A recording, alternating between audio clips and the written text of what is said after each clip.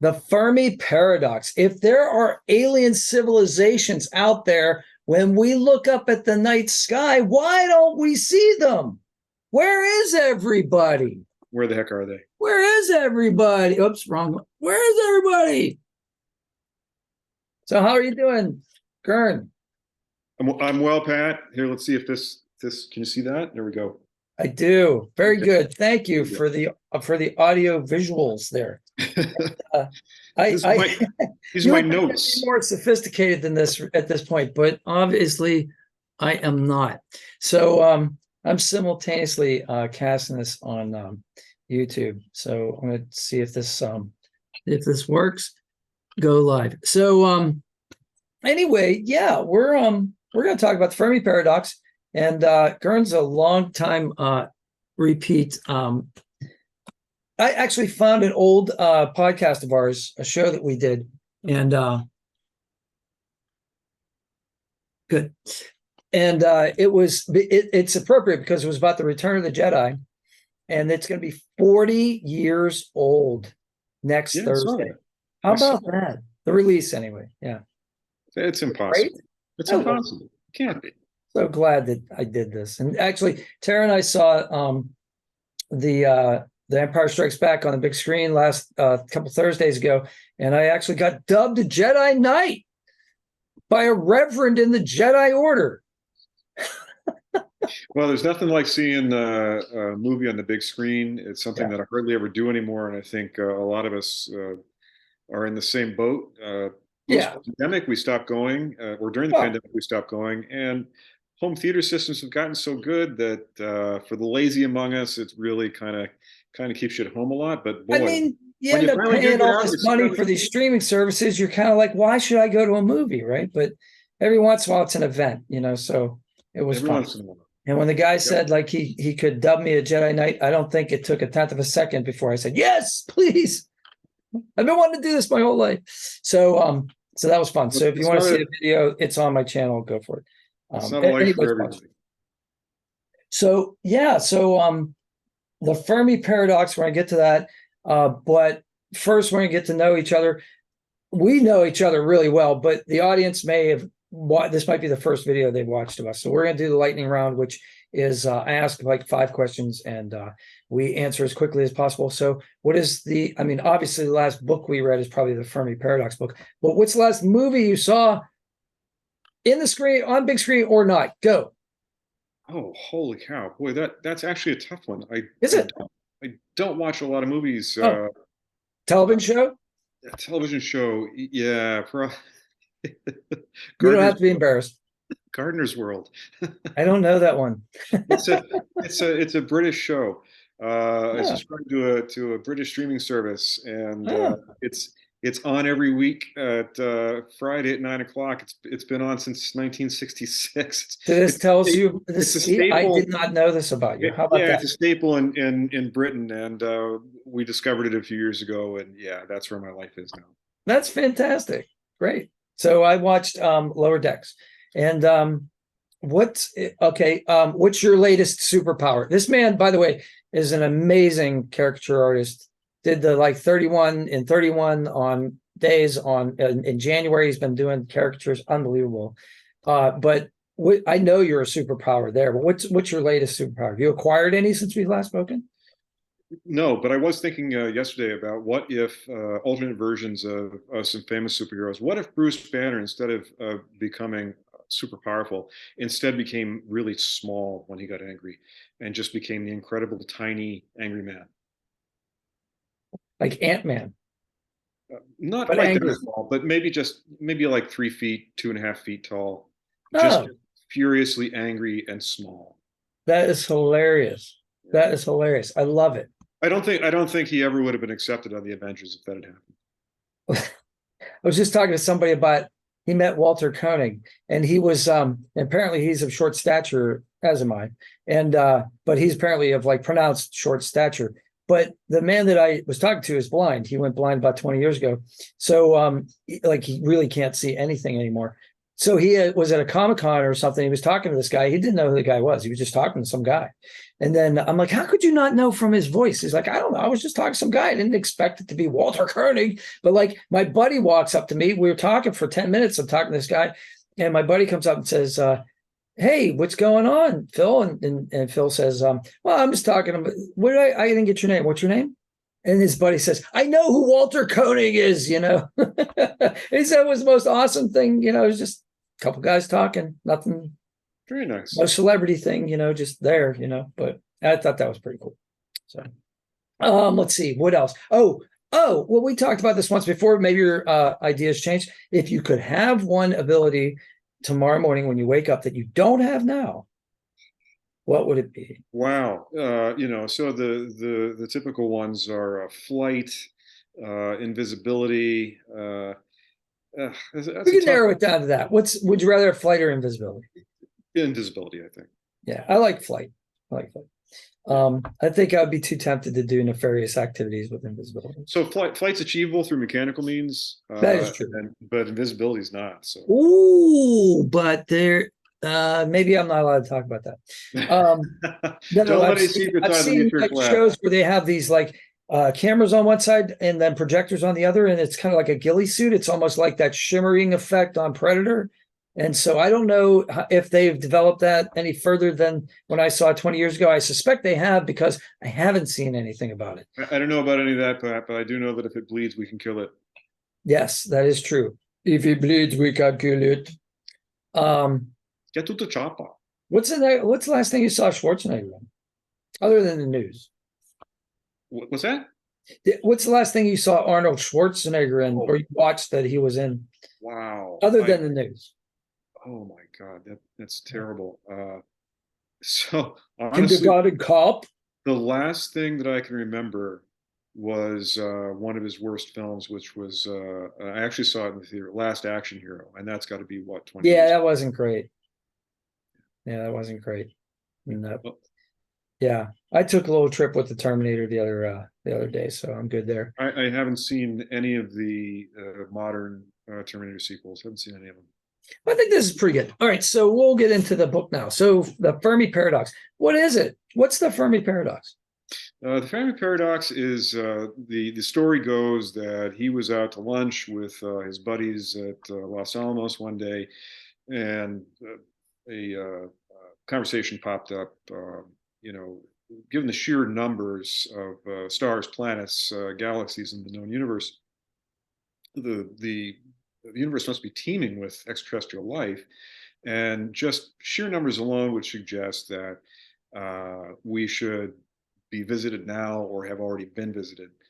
And Fermi was famous for doing back of the envelope calculations and taking really complex problems and breaking them down and getting really good round approximations for estimates of things to try and answer hypothetical questions like this. And they did some numbers and calculations and figured, there should be thousands of civilizations that should be contacting us, but they're not here. Well, where are they then?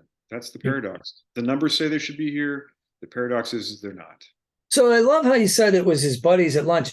These are like the guy who who's credited with inventing the hydrogen bomb, right? Teller was one of them, right? Mm-hmm. Yep. Leo Szilard, wasn't he here at that? Yeah, so it was in the book, and I can't recall who the gentlemen were. Well, the reason I say Szilard was there is because one of the things that Stephen Webb, and let's give Stephen Webb credit, this was really an amazing book. I thought anyway, I really enjoyed this book. And he's written several iterations. I read the one where there were only 50 solutions to the Fermi paradox. You read the one where there were 75. Is that right? Yeah, that's right. He felt that enough new research had happened since he originally wrote the book with respect to discovery of exoplanets, which we now have direct evidence for, and some other astrophysical breakthroughs that have occurred in the last 15 years or so. And biological too. In fact, this book doesn't age well in certain parts, at least the version I read from 2002, especially exoplanets, because there has been boom, especially with Webb. Don't get that wrong. Stephen Webb is not the same Webb that the telescope is named after. But it's just a coincidence that it just happens to be spelled the same, but it's kind of an interesting coincidence.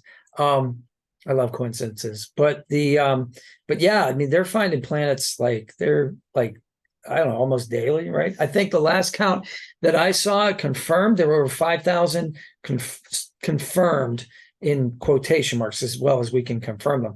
And then there are like almost 10,000 that are suspected or they're investigating. So that's a lot. Yeah, it's a lot, and the science is getting more accuracy and specificity because the ability to actually investigate the chemical makeup of exoplanets that have The atmospheres atmospheres. is happening. That's pretty wild because you get water, boom, it changes the whole equation, right? Yeah, so that's a big part of the book is water is, we believe, key to life of whatever type it might be. Well, at least the type that we know of, right? Right. And that's one of the difficulties of exploring this topic is that uh, you have a natural bias towards what you know, and uh, all we know is life on this planet, and it's the only life that we know that exists. Period. We don't have any direct evidence of any other life anywhere. That's Yet. right. And it's one biogenesis. It's the only example. So when you proceed scientifically from one example in hypotheses, errors definitely ensue, right? So let's just state right now that like this is not all of these possible solutions to the paradox that we're going to talk about today are science fact. Some are along that road and others are sheer speculation. And so that's what I find is fascinating about this is that one need not be a scientist of a particular discipline in order to contribute to this to have an idea of a possible solution to this. In fact, one need not be a scientist at all. Writers have contributed to this. Obviously, many different disciplines of science. You could go astrophysics. So You could go. Go ahead. yeah, there biologists have something to say. Sure. Physicists have something to say. Astrophysicists have something to say. Philosophers have something to say. Mathematicians have something to say. That's a really big part of this. Logicians have something to say because, as you pointed out, um, we don't have a lot of direct evidence, and many of these theories are based on extrapolations. Yes, and that's the thing. It's not that's not science, right? So let's define science, right? So when we talk about science, when I talk about science, right, it's something that's verifiable, It has to be testable. testable, repeatedly. You can repeat the test, right? Yes. So that's a big deal here. So let's talk about the elephant in the room. Let's talk about the wow signal because that's one where like it seems to fit all of the testable parameters except it never was repeated. Right. So this is a radio telescope observation that happened in I think around 1977 or so. Ohio State. There have been many attempts at looking for possible signatures of radio signals that would suggest an extraterrestrial or an intelligent origin. And one of the first saw a big spike in a particular frequency. Um, but when the equipment was pointing that direction on many subsequent opportunities, the signal was never received again. And a big section of the book is dedicated to the fact that, great, radio telescopes are probably going to be the one of the handiest tools in creating evidence for the existence of extraterrestrial civilizations, or what he calls ETCs. But there are many inherent problems in using that technology to locate that signature signal. Because Not lots of least, things not, make radio noise in the universe. there are many things that make signals which you might want to attribute to an intelligent source, but one of the key problems is the vastness of the sky and how little of an area you cover when you're pointing your various instruments. And you run up against this problem of, are you looking in the right place at the right time? What if the signal comes and it passes you by and you just don't happen to be looking at that patch of sky at that Yeah. moment? Your Yeah. chance of detection is it's gone, never to It's return. Yeah, it's like the Hitchhiker's Guide to the Galaxy says space is big, Really big. really big. I mean, you might think it's a long walk down to the chemist, but that's peanuts compared to space. Like it is, I don't, and that's the thing. I don't even think I can grab. I know that there are and I go to like lectures at the observatory, and I like, I'm not like I'm a lay person in the fact that like I don't have the math to like understand like certain theories and things of that nature. But like I've delved into this for decades, and as a lay person who is not like in the academic discipline, I know a little bit about astronomy, and I still can't wrap my mind around the numbers. Like it's just Nobody vast. can. It's these are imponderables. They're inconceivable. It's beyond. Well, you can't fathom those things which are outside of your experience. Well, it's like And this. you, One I heard was like the number of stars in the galaxy is greater than the number of grains of sand on the beaches of the world. Is it something like that? Or is it the number of galaxies? But it's just like trying to compare something like that. It's just yeah, it it sort almost of doesn't tries to even. give you an appreciation of it, but I can't even get an appreciation of that. No, and but it does get to the heart of the reason why people that can understand the concept of that kind of vastness are then convinced that, well, the numbers are so overwhelmingly huge that the chances of there not being life elsewhere Yeah. must be zero. I All mean, right, let's get into that yeah, because I have a problem with that. It's like, when quantum theorists say, anything is possible, right? So because it's all percentages, right? It's probabilities, probabilities. probabilities, but there are infinitesimally small probabilities, right? There's a possibility that this computer mouse is going to turn into a loaf of bread, but it's a really, really, really tiny possibility. You know what I mean? Like and that's where I come from with trying to solve the Drake equation by just saying the universe is so big that the Drake equation equals one. Like that doesn't sit well with me, Like I don't buy it. So you're saying that the vastness of the numbers don't convince you Doesn't that there is life elsewhere? it doesn't prove that there's life elsewhere. No, it doesn't prove anything. No, it doesn't prove anything.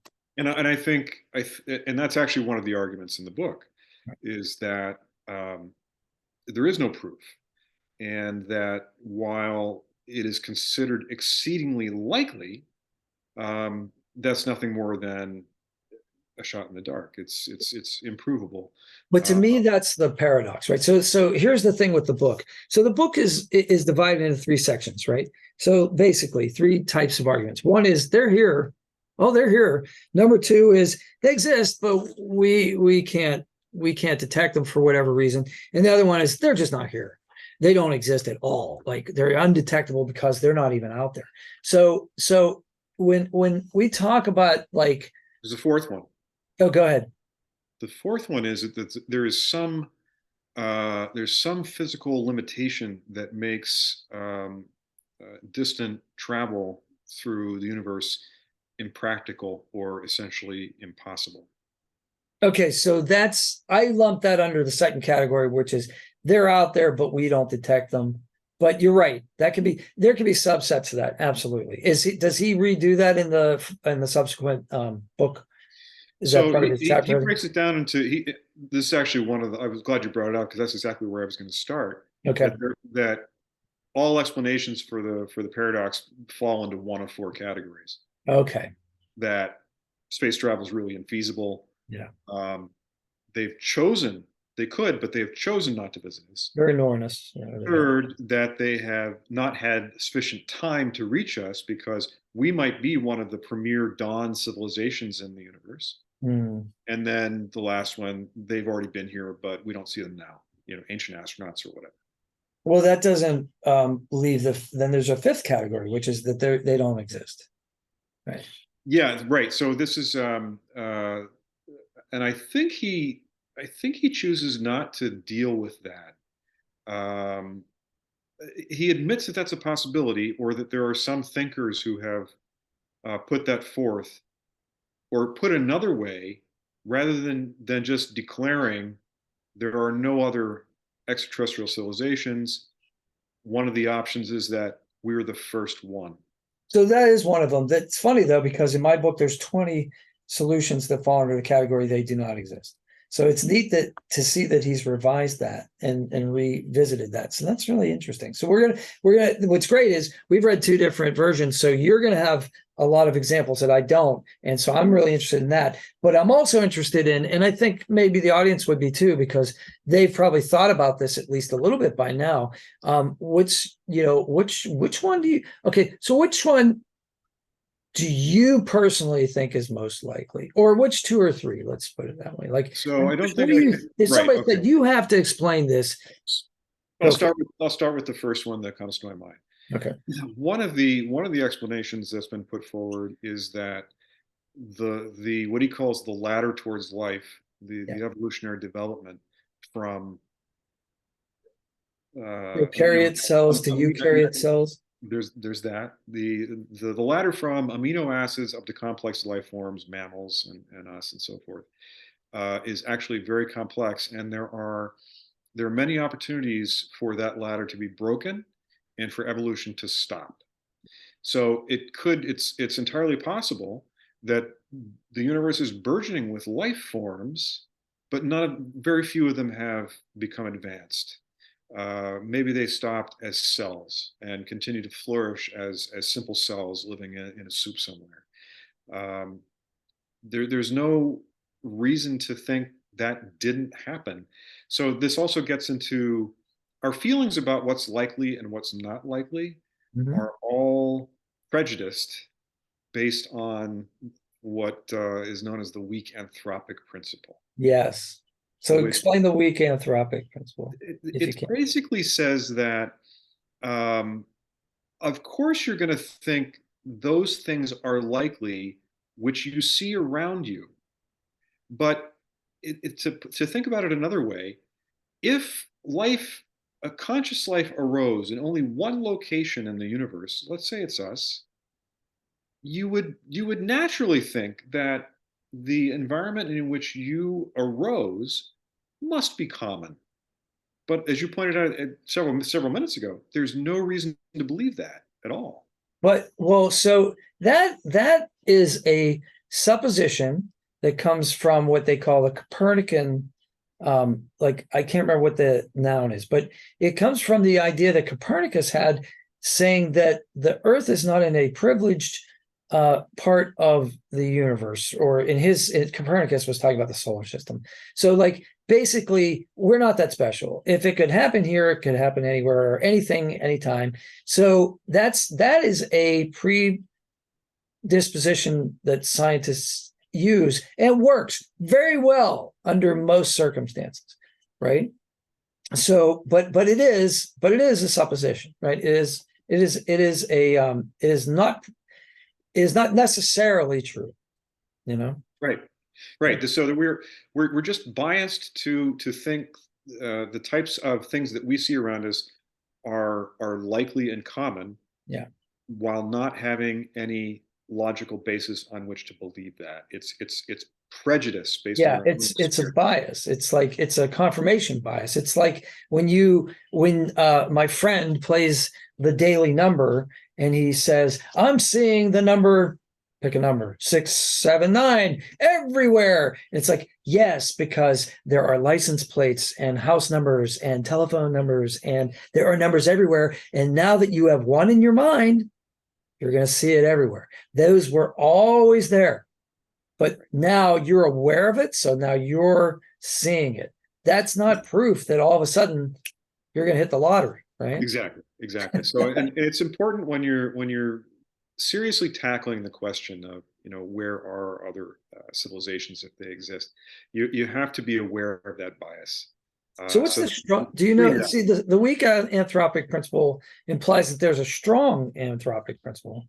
Yeah, and the strong anthropic principle, I just pulled it up. Cool. Part of the problem that I have with this book is that I don't think he's a very good writer. I'm um, sorry, I have to agree. he I think commits he's one. a nice guy. I've heard him interviewed, and he seems like a super Yeah, nice guy. but he commits one of the great writer's sins of putting in 5 words when one will do. So many of his explanations I found to be rambling, and I had to reread them multiple times, and they're not succinct. So, for instance, the strong anthropic principle, using his words, and I didn't Okay. look it up elsewhere. I could consult Wikipedia. Maybe they have a better explanation. It says that the strong anthropic principle is that the universe, and hence the fundamental parameters on which it depends, must be such as to admit the creation of observers within it at some stage. Hmm. So to me, I really had to, and I've already paraphrased it. I cut some words out of that to make it more direct Thank you. because it was more meandering the way he wrote it. Mhm. But to me, this gets back to the argument of sheer numbers again, Mhm. that the universe, that what we've seen so far, given the physical properties that we've observed and the vast numbers that we see, the likelihood that life would arise elsewhere must be huge. So is this like the is it too far a linguistic leap to say that it means that the universe must make life? So this is why I would like to get a better read a better definition of it, because that's one reading you could get out of it, but Hmm. that's a very philosophical Hmm. answer. It reminds me of a book that I read a few years ago that the basic title was "Why is there something rather than nothing?" And it's a similar question to what we're pondering here, except that it's not directly analyzable through science in most cases. It's completely the question of the mind, which is what I found so frustrating about it, because a lot of it seemed like linguistic games. So in that book, if you're out with your friends one night, you're camping and you're drunk, this is a great question to talk about. There's no reason that we know of for the universe to be filled with something. It seems it's equally probable that the universe could have been filled with nothing. There would be no planets, no stars. We never would have arisen, and consciousness anywhere would never have developed. That was just as likely an outcome. So the question is, why is there instead something?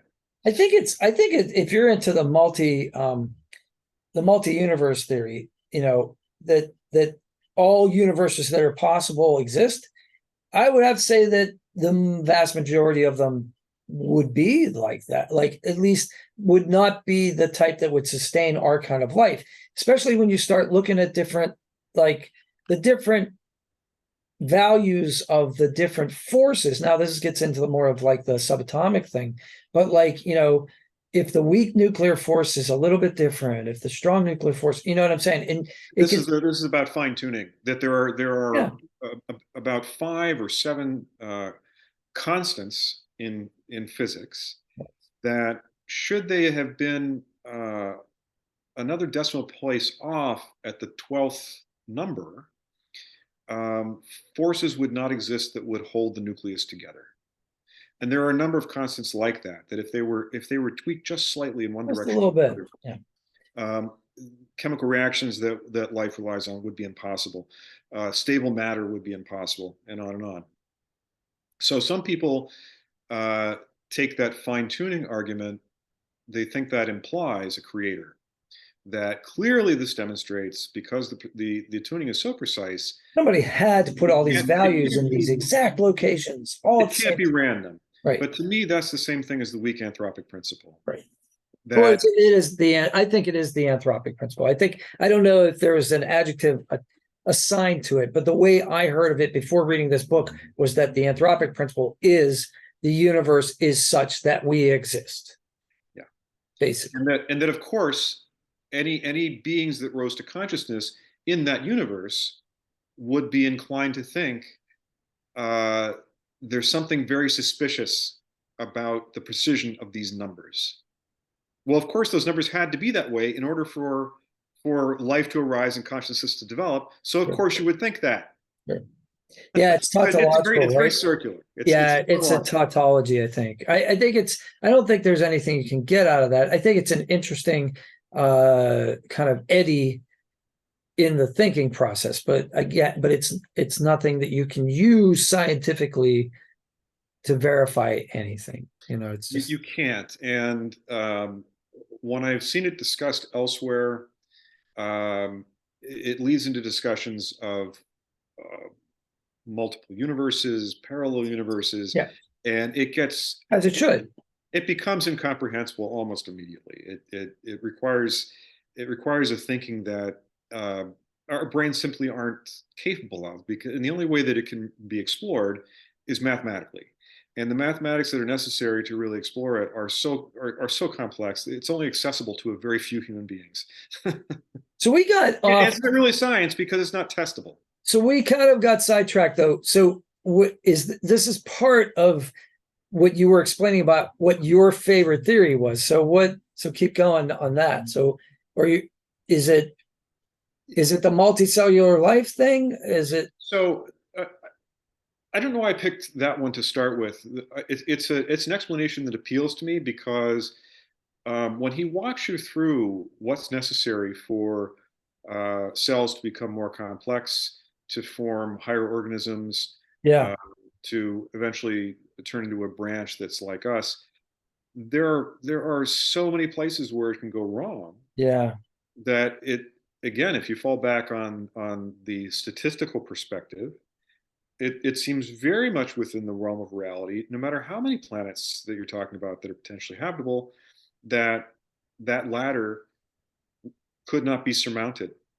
And what if it's the case that we are unique in that we're one of the few planets that was habitable where we got lucky that life was able to surmount all those physical obstacles and the statistical improbabilities right, of all the things that had to happen. right. So it's one that I think that one's really worth considering. The other one that appeals to me as a solution to the paradox, well, there are multiples. Well, but by the way, let me just add this footnote. I don't know if you watch or listen to the YouTube channel Event Horizon with the writer John Michael Gaudier. So he talks about different science papers and things like that. Really great. He's a sci-fi author, but he gets scientists, and Stephen Webb's been on his show many times. And that's John Michael Gaudier's favorite theory, is that the prokaryote eukaryote line is so difficult to cross that there's Right. probably So slime, let's talk about that one in particular. everywhere in the universe, but none of it can talk. So Let's talk about that one in particular because I I read this book electronically, so I was able to cut out the parts that I thought were worth talking about. yeah. Um, Oh yeah, good. Let's do that. That's I didn't perfect. come up with that many of them, but Well, that's better because then we won't be here all night. that's true. Well, I think it's more interesting to focus on. There's enough meaty topics in this Yeah. that Yeah, we can go away. We can do away with the ancient alien stuff. The discovery, I mean, the learning, oh or no, that's not even in the book. We're not even yeah, talking. they've beaten that horse to death. So if that's what you want, That's this nonsense. is not what we're talking about Not today. for you. Yeah, So the cell the development. Mayans did not invent television. uh, Biology is not my strong suit. I I don't was think it's Stephen Webb's either, to tell you the truth. yeah, he's pretty honest about that. That Yeah. he doesn't claim to be an expert in all aspects of science, but Yes. this particular argument I found to be pretty convincing, and that is that there in the early stages of advanced life development, you have to make or at least life on Earth had to make a big jump from prokaryotic cells, which were tightly self-contained, to eukaryotic cells, which have weak containment, very flexible, and much more open to um, invaders getting inside. Mhm. This is how it's believed that we wound up with the cell nucleus, which provides the power for all living cells, Mitochondria. the mitochondria, without which, cellular life as we know it would not function. Nope. So Nope. had life on this earth developed exclusively prokaryotic cell life, it would essentially be a lot of these cells bumping up against each other, never transmitting mutations or combining forces, resulting in some kind of new biological mechanism. And biologists, evolutionary biologists, believe that transformation from prokaryotic cells to eukaryotic cells was critical in enabling evolution.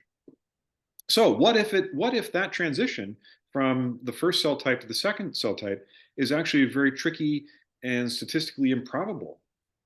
If that's the case, that maybe we're extraordinarily unique. Maybe there's only a handful of advanced Instances when that biological inhabited worlds, not even necessarily conscious, but advanced multicellular organisms. There might not be that many. We don't know. But that's another statistical argument. So that's a filter, right? So what I get fascinated by is, see, my personal thing is, I love when people talk about the great filter. They usually use it in the singular, but my personal theory is kind of a cheat because I think it's multiple filters, right? That may be difficult, right? It may also be difficult to find a location. The planets find locations where like they're not in bands of radiation, which make it inhospitable to cellular life. Gamma ray bursts are common. You're going to be in the Goldilocks zone. Yeah, astronomical events. Sure. Your planet's too hot. Your planet's too cold. But to stick with the biology thing for a second, one that came to me last year, I read about this, and I had not really ever heard of it before, is the phosphorus problem, right? Say that again? The phosphorus problem. Oh, phosphorus. Yeah, go ahead. So apparently phosphorus is hard to make, like in stars. So, and it's hard to make in enough density to be useful to life as an energy source. So like, again, with the biology thing, which again is not one of my strongest sciences.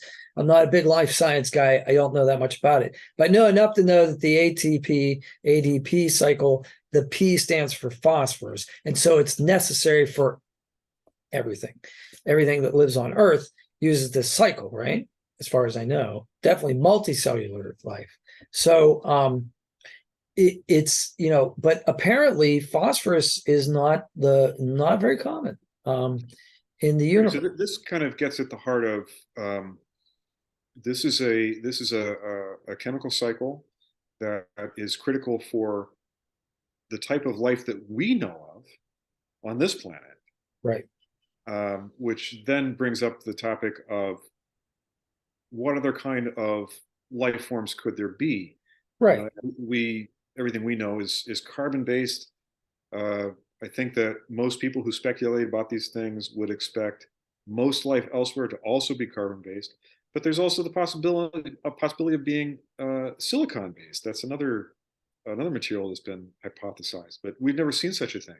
It's been hypothesized, but it's also been I've read where certain scientists have tried to take that theory further and tried to figure out solvents and chemical properties that would enable silicon, and they found that it would be really difficult for a silicon-based life form to even exist. So it's neat in the terms of science fiction, but in as much as we know about chemical bonds and like what actually happens, it seems very difficult, like so much more difficult than carbon. So but the thing, so yeah, I mean, if you want to be like if you're a sci-fi author and you're writing about helium and hydrogen based life forms, yeah, then they can exist pretty much as soon as the stars do, right? But for us, we need several generations of stars, right, to explode before we can get. So the universe is, as far as we know it, 13.8, a little less billion years old. But like our kind of life, there's not enough complex metals, they call them in astronomy. Anything that's not hydrogen and helium is called a metal. But basically, anything more complex than that, it doesn't happen in enough abundance to even form like terrestrial planets. Until what, the You have to third wait for generation? stars. I think it's third generation stars. I have You to have to look wait for that up stars again. to go through But let's their say I think it's like 6 billion years or something like that. It's not half the age of the universe, but it's a significant portion of the first half of the universe, right? So right. so You got that to cuts wait for down those the stars to window go of through their time that cycle. civilizations can exist, Right. right? Yeah. So you have to wait for there's a good length of time that you have to wait in order for those elements to be produced by stars that have gone through their complete life cycle to explode, push the products of fusion and fission out to even be available to form planets, and then for those elements to be somehow incorporated into. See, I'm so glad I'm talking to you about this because you have an understanding of physics, so you can verbalize these things in a way that is intelligent, but other people can understand. So when you said fusion and fission, and that's wonderful because I don't know that I would have said that. But the counter argument to the argument that, oh, well, there's only been a short amount of time for life to exist is that since we exist, it can happen, and the amount of time it would take to populate a galaxy like our galaxy, even with chemical rockets at the level of technology we are at now, is in like the 10 million year range, or maybe even if you go another factor up, 100 million year range, which is a really infinitesimally small fraction of the remaining, we'll call it, I don't know, billions of years, So why aren't they out there? Why don't we detect radio signals? Why don't we see superstructures around stars? Why don't we see Dyson swarms and spheres? Like what's going on here? So the Dyson sphere thing, I've never understood it because So he talks about he breaks theoretical extraterrestrial civilizations into three types: K1, K2, and K3. Kardashev scale.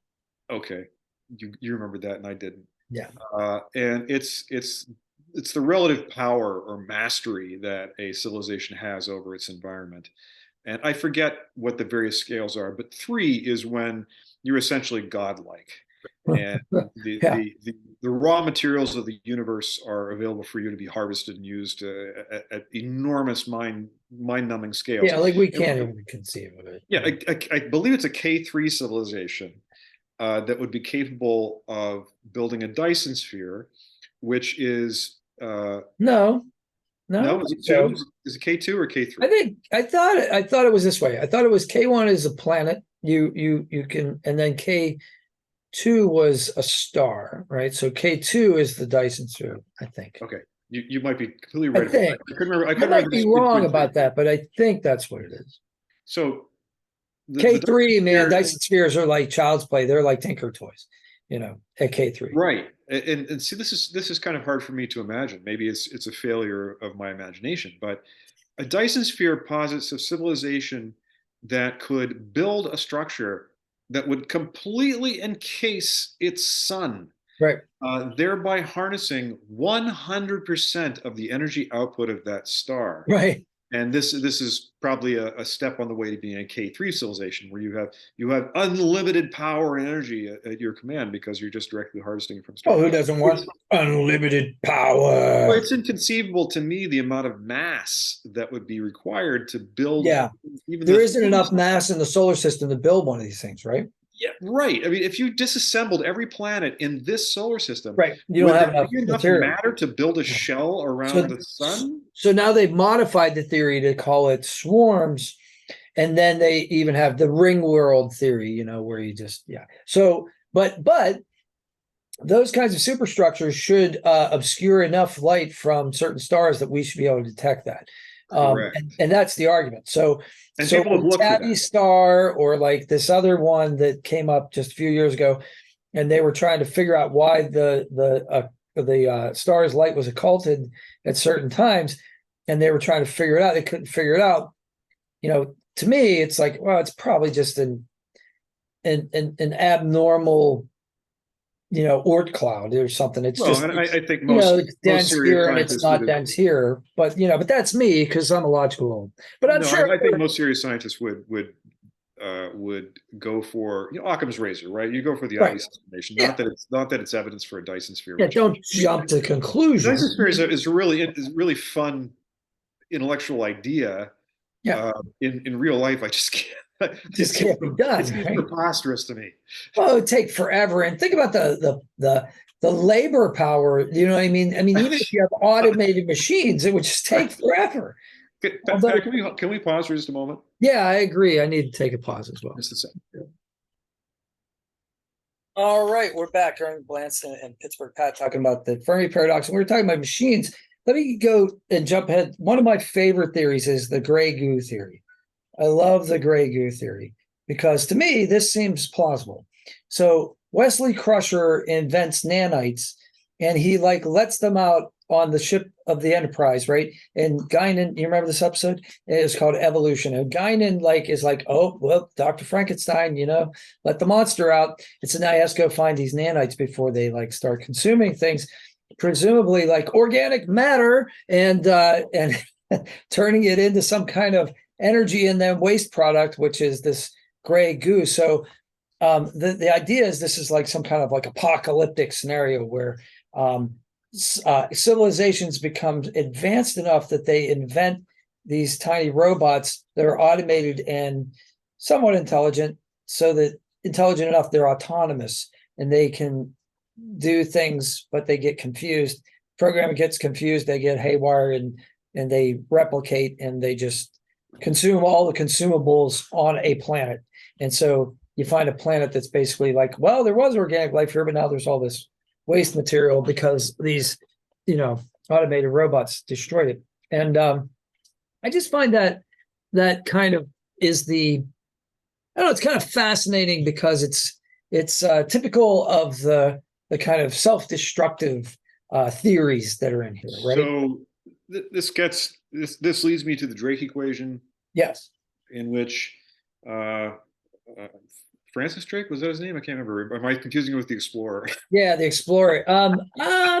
I forget what his first name I don't remember was. his name, but anyway, Yeah. Frank Drake, not Oh, Francis. you're right. Yeah. Well, maybe his Um, mom called him Francis.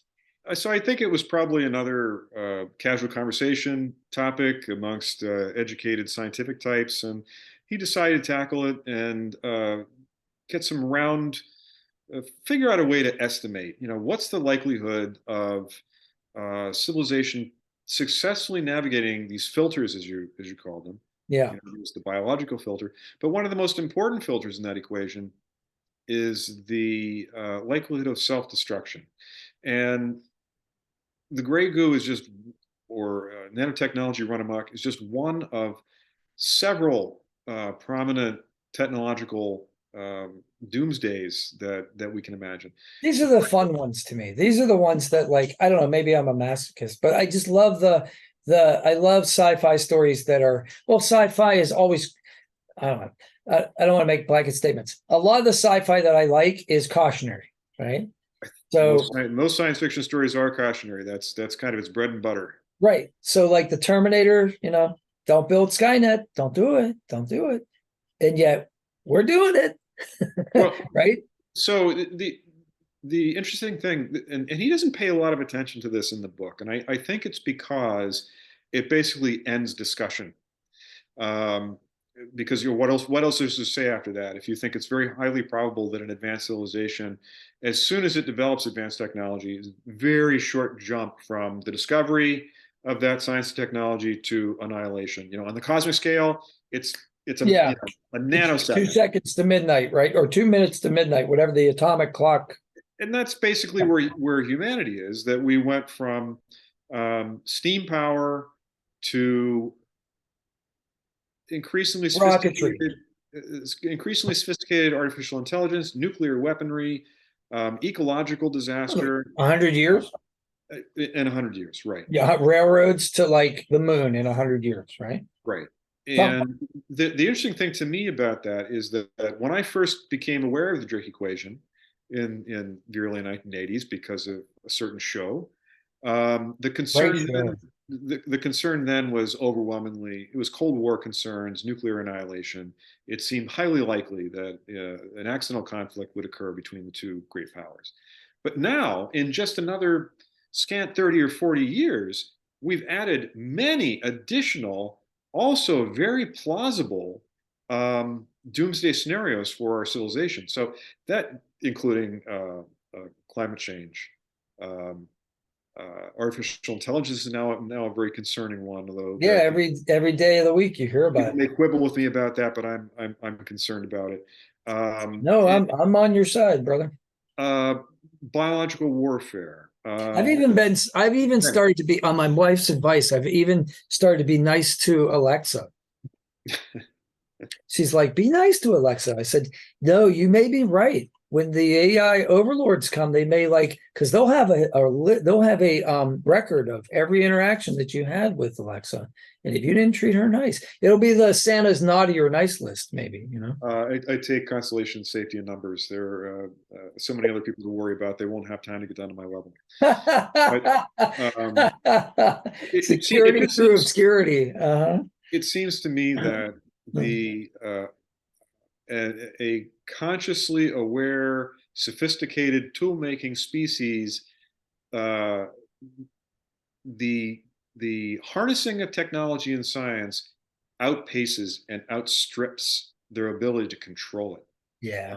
We certainly don't have the ability to control the No. things that we've harnessed and discovered. I have to imagine that this is one big leading contender for why we have not encountered other civilizations, remotely through radio beacons or whatever it might be. That the likelihood that a civilization discovers advanced technology and then virtually overnight snuffs itself out seems I very. agree, and it's because I was having a debate in a parking lot last night about this. Where all great debates happen. You get kicked out of the place where you are, and you still want to have a conversation. So you're out in the parking lot talking about. I'm not telling you can't talk about extraterrestrials anymore, but you can't. But you gotta do it somewhere else. That's right. You can't do it here. So so that's what we were doing in the parking lot, and we were talking about. I was talking about. I probably shouldn't. I won't get into details, but it's a possible solution to global warming that would have catastrophic effects for certain people who have breathing problems. And that's all I'm going to say. But here's the thing. Nobody's really regulating this. Not too many people even know about it. And yet there are people that are experimenting with this, and they're not doing it in the United States, and they're not doing it in Europe. They're doing it in places that don't have very strict regulations on what you do, and welcome billionaires who want to spend any amount of money under their jurisdiction. And so all it takes, the point is, all it takes is one, maybe a dozen, or a couple hundred, or maybe even 1,000 individuals to disagree with whatever the standard is. So even if you could get people to say, okay, no gene splicing. No, we're not going to, it's terrible. It's going to be dangerous. Don't do it. Don't alter the genome. Somebody's going to do it. Don't make nanobots. No, man, you let those things out, they're going to eat everything. It's going to, somebody's going to do it, Well, nuclear weapons. The whole idea of that somebody's going to do it, right? The whole argument with why we should make nuclear weapons, the whole argument with that Albert Einstein wrote a letter to FDR, right? Why should we develop nuclear weapons? Because somebody else is going to do it, right? So that impetus is there, and I know maybe that's my human centric. Maybe there are hive minds out there like the Borg or some insectoid species that thinks alike. All the beings are all on the same page all the time. But I don't think so. I think intelligence is going to be independent, and it's going to be innovative, and it's going to be self-destructive, whether or not it wants to be. I listened to, there's so much stuff online. The world's knowledge is out there. And I stumbled across this archive of everybody who was associated with the atom bomb project, and they interviewed them, and they were from all different decades. And this was an interview with Oppenheimer towards the end of his life. And the interviewer basically said, the atom bomb, which you've come to really be against, why did you and all the other top scientists work on this horrible thing? He said, well, when you have the best minds in the world at the time, and this is a paraphrase, it was the coolest problem around to be working. Wow. Wow. That's wow. Oh my. Now he didn't say cool, but paraphrasing, that's basically what he said. It was the coolest Okay, problem to solve. that's not where I thought you were going with that, because I heard Philip Morrison interviewed, and I don't know. He's in my pantheon. Oh yeah, yeah, he's very interesting. Oh, dude, it's, I mean, he was a regular contributor to Scientific American. He had a column I would read religiously when I subscribed.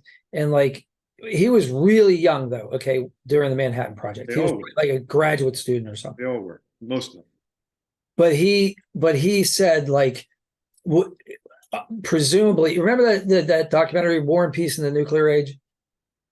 Oh my God. Forget it. Learned so much from that. The first episode, they talked, all these scientists are still alive. And Philip Morrison said, here we were, very comfortable, relatively to everyone else during World War II in our country, very comfortable conditions, and we were reading and we were getting news reports over the radio of our friends in these distant locations fighting and dying. And we were given this project to do that could presumably save some of their lives. And we felt remiss if we didn't do our darndest to make this happen. So like, that's not, Oppenheimer was like, this is cool, but like Morrison's like, this was not only my patriotic duty, but it was my duty to my fellow human beings to like help stop this war, and Yeah. and so like, I mean, that is a logical argument to me, and I mean, now I don't pretend to understand what alien politics would be like. Would nation states exist on other planets? We don't know if they would have a culture per se. And this is actually one of the problems that I have with the book. Right. Is that he spends a lot of time just assuming without any justification for which is odd, because he really analyzes the presumptions of almost every other argument. But one of the things that he constantly goes back to is advanced civilizations, they're just going to spread out across the galaxy. That it's just going to happen. And it's never questioned that they wouldn't do this. And not only they're going to inhabit their own solar system, but they're going to journey to distant solar systems, and they'll try to go to other galaxies. That's a weird supposition to me to make. I don't think that's logical at all. I mean, it could certainly happen. It's statistically possible, like any other possibility. But I don't know why so much of the book is based on assuming that a spacefaring species inevitably is going to go on a colonization campaign far afield. Yeah, when my friends, and I have many of them who are really big about Mars, right? They're really big about it. They think that it's doable in like our generation or the next generation. Fine, you go. Space is trying to kill you. Always. Right? There is nothing, we talked about this when we did 2001. Actually, you talked about it. And I've thought about this many times since, is how Kubrick portrayed space as being cold and impartial, does not care if little squishy, warm-blooded human beings are there or not. It does not know or care. So let me go on a small tangent. I mean, these conversations are always about tangents, but you say one thing and it makes me immediately think of another.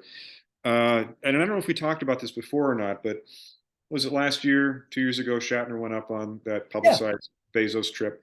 Yeah. And his immediate reaction when he came back, he said it was intense sadness, because he felt this malevolence beyond the Earth's atmosphere, that it was an uncaring void that had no pity for life. And then I heard him later when this is months later, he had a chance to do an extended interview, and he said that feeling had not died down in him one bit. It hadn't eroded in the slightest bit. He felt that more strongly than ever, that this ball right here, this is it. This is the heart of life, nurturing and all the rest of it. Out there is death, essentially. Yeah. I mean, we're fools. I mean, you can look at it one way. We're fools to be hurling our bodies. I can't remember what sci-fi movie or what that was from. It's like, you humans hurling your bodies into space. You have no idea what you are doing. Something like that. Some big bug-eyed alien saying that. But for me, the only realistic way that we become a spacefaring species is if we alter our species, right? So I mean, if you really want to get to Mars, I say genetic engineering first, right? So you have to figure out a way to make sure that we're heavily shielded, from all the radiation that's out the there. primary problem. I mean, it's just too big. The main problem is radiation. Of course, it's everywhere. the killer problem. Yeah. So this brings me back to the book. How many planets are out there? Great, they have water. Do they have an ozone layer? I mean, like, without the ozone layer, we're toast, right? I mean, there's no question. This is again back to the argument about the ladder of things that have to be what's the word I'm looking for? Not superseded. When you get over something, you get over an obstacle. You surpassed. What? Surpassed? No. That's too simple. I can't think of the word. Anyway, you know what I mean. So yeah, right in there with the Goldilocks problem of being the exact right distance from the sun. Right.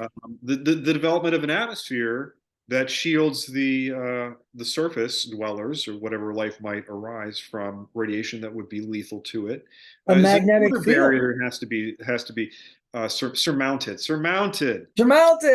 Yes. So surmounted. We take it for granted that a rocky metallic planet like the Earth will develop an atmosphere. Right.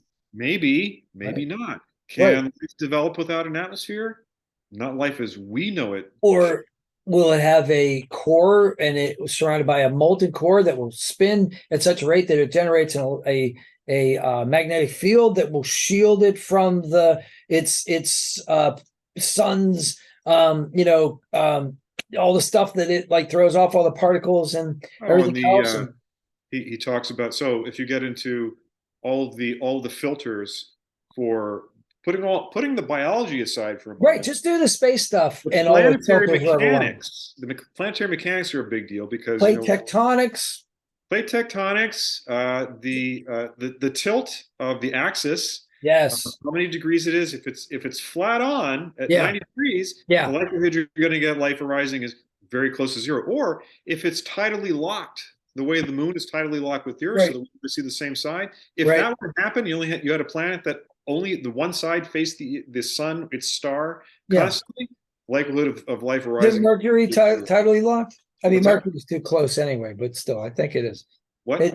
Isn't Mercury tidally locked, or am I wrong about that? I seem to recall that it's really close. Okay. But I don't know the answer. I think it's not 100%, but it's still too close anyway. But the thing is, like, okay, and then we've already talked about this on a couple different occasions. I forget why, but we talked about the moon and like the fact that the moon, in comparison to the Earth, it's really the Earth-Moon system, right? Yeah, it's considered a double planet almost, because the stabilizing effect of the moon on the Earth's axis, axial tilt, and the fact that the moon causes tides. There's another one where the astronomical, I'm sorry, that was terrible. I gotta edit that out. Astronomical effect. And I have to tell you the story. Okay, so one time I'm going to go to the observatory and listen to an astronomy lecture, and I told somebody at the place where I was working, and she said, "Oh, I'm a Cancer," and I was like, "Okay, you know what? We're done. We can't even talk."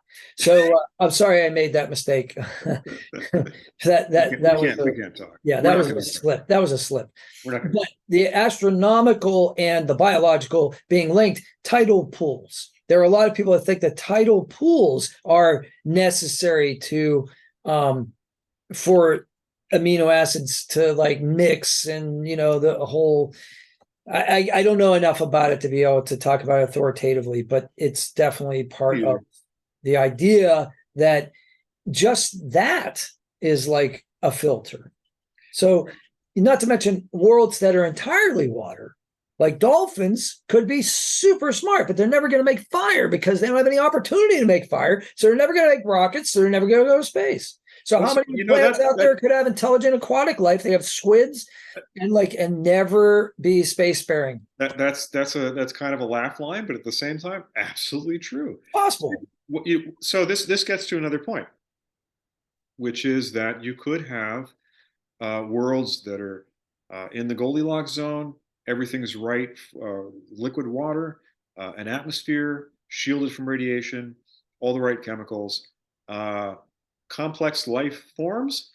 But yeah, what if it's completely aquatic, or what if it's completely gaseous? So that that tool making becomes improbable or impossible. Well, that's another thing. The chain stops right there. What if it's paradise? Okay. What if it's a super Earth? It's awesome. It's abundant. It's got all the things you could ever want. Why would you leave? So again, this gets back to one of my big problems with his supposition that any advanced civilization will just naturally colonize and expand ever outward. That's why. I don't know. I don't know why he supposes that. I'm more in. So let me back up a stage. Yeah, good. There's one topic leads to another. One of the other things that he talks about is that he doesn't really pay it much attention. And this is sort of related to the Drake equation also, that if intelligent civilizations, self-aware civilizations, tool-making, technologically advanced civilizations develop, what's the likelihood they'll just be engaged in perpetual conflict, much as we are? Now, there's no reason for another civilization to be like us. We know that we're much like our ape cousins who are on a different branch of the evolutionary tree, but they have the same kind of militaristic behavior. And so it's not necessarily a given that an advanced civilization would be in contention with or would have various factions. But, and this might be the anthropic principle, it seems highly likely to me that it's not going to be paradisical, and they're not simply going to be beings of completely higher ethical realms, and that there will be conflict. So any planetary group of beings will have conflict that will naturally tend to prevent any kind of outward expansion. Well, let's talk about that. Okay. So, for instance, how did the Klingons ever develop faster than light travel? There's no way that would happen. Never. There's no honor in research. This is my problem with the Klingons. They never would have developed any kind of sophisticated science because they couldn't even share a meal without killing each other. Oh my God. So, and then there's the one where Crusher, Dr. Crusher invites a bunch of scientists on board, and there's a murder mystery, right? And one of them is a Klingon engineer, almost a contradiction in terms, she says. What? They got complex machines. They have faster than light ships. They have no engineers. What, they all pack leads back there, like doing their repairs? Give me a break. Oh, terrible. So I think this is another huge reason, another big filter in the Drake equation that any intelligent civilization would have to overcome their own internal conflicts. And that again, I'm biased because I only know what we see around us, but that seems like a really big factor. That's a big factor. And okay, so let's I want to hit 2 points. So some of these are a little bit off. So the one I'm going to go to, which is, okay, aliens exist and they're here, right? So if that's true, right? So I have to just say, here's what we would do. Okay. If we went to Europa, let's say, and we go through the ice shell. Attempt no landings there. Yeah. Now, all these worlds are yours except Europa. Don't go if we went, even after getting that message from the monolith, we'd go. And you know what we would do if we found life there? We would go and grab it and put it in a jar, and we would dissect it, and we would like throw acid on it, and we would make, and we would do test after test, and we would not tuck it back in. And we would not tuck it back into its beds, and we would not let it live the rest of its life. No, We No, would, but you know that the aliens who created the monolith would have created some kind of shielding system that would be impenetrable. oh, I think they deal with that in They tell you not. 2061 They or tell something you like not to that. I go there, read but the book, that's but it was so long ago. when they tell you not to go there. That's just a courtesy. You're not going Yeah. to be able to go there. Yeah. You're not going, but we're just going to tell you. Yeah. Mhm. Like so that way you can say, "We warned you." Yeah. I think that happens. I think what happens in 2061 is they crash land, somebody crash lands. But so they don't voluntarily abrogate the embargo. It was an emergency. But I forget. I read that a long time ago. The yeah, so like what I'm saying though is like, you know, that's one thing, you know, we're violent. We would do that in the name of scientific research. We would take an organism and just tear it apart, you know, not knowing whether it was like intelligent or not. We would just like, we would do it because we want to find out more about it. That's what we do. The other So thing there's a curiosity aspect to, again, this is our bias because we think that all intelligent life would be curious. right, and this is actually well, that's a slightly different discussion, but yeah, that's another assumption on our part that is not necessarily true. You could have advanced life forms that simply aren't curious. Well, maybe they stay home. So like maybe they are so maybe what happens is their level of technology becomes such that they can create the matrix. They can make whatever internal reality they want. So they don't have to leave and go to the dangers of space. They can just stay home So with their this seems planetary shield and like any incoming, you know, it's strong this enough to seems much more deflect any likely. bombardment.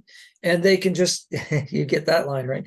And they can just, you know, they put up their shield and they can go put their virtual reality helmets on and they can do whatever they want. They can go skydiving, they go explore the universe, they can do whatever they want, but it's in a computer matrix.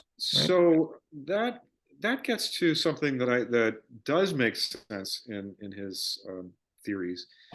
If we set the colonization idea aside, Yeah. other civilizations might decide to explore with probes only. Yes, I love this We're not idea. going to fly through the galaxy No, putting bodies into ships because that seems no. silly. Well, When it's expensive. we can send remote probes, Yeah. and we don't have to jeopardize our lives or have multi-generational spaceships and all the rest of it. Well, this was an argument against the manned space program, you know, for ages, and still is that the amount of money it would take to like do a manned space program, you could take unmanned probes and just like litter the solar system with them. Well, and that's what we've done. That's what we've Yes, done. we've done that. And with Mars, this is my argument against manned missions to Mars. And I have this discussion with a mutual friend of ours, and we're on a kind of opposite scales on this. That the technology for remote exploration now is so exquisitely advanced and just gets better all the time. Yeah. We're going to be sending submersibles to Europa Yeah. within our lifetime. No question about it. We're going to be sending flyers to Jovian moons to fly through the atmosphere. There's no reason to go there in person. There's none. You know, remembering that discussion about how space basically wants to kill you. Yeah. But you want to know what's out there. You can have the best of both worlds. Yep. Your high technology will allow you to explore it from the comfort of your own home. Well, this is why I don't go to football games. What's that? Yeah, exactly. Why don't go to football games? They're much more enjoyable at home. Why would I go and freeze my butt off with a bunch of drunk, you know, people when I could sit in the comfort of my living room and see it better, right? Yeah, instead of being that far away from the field and I got to look up the Jumbotron, which I can't see as well as I can see my own TV It's set. the same concept to go to Mars. Yeah. Pretty much. Yeah. So he does talk a lot about probes and, well, why haven't we seen probes yet? We have, right? So Anumaga, I can't pronounce her name.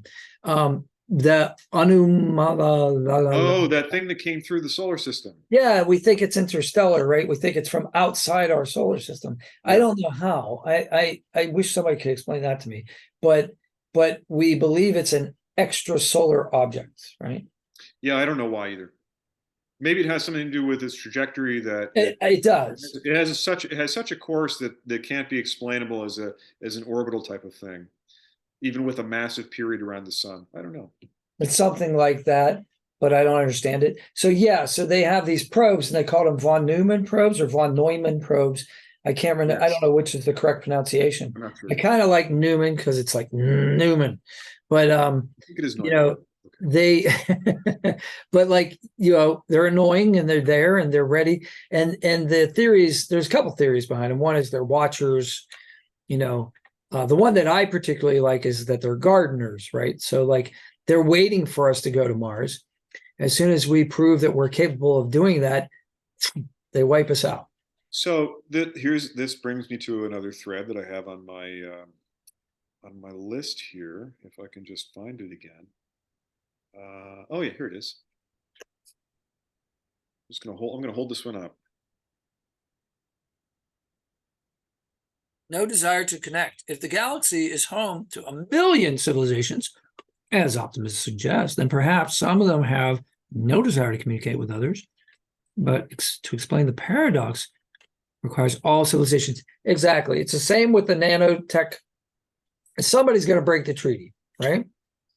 Right. But this would also, maybe there's one or two that break the treaty, but what if the preponderance of civilizations out there just are not interested?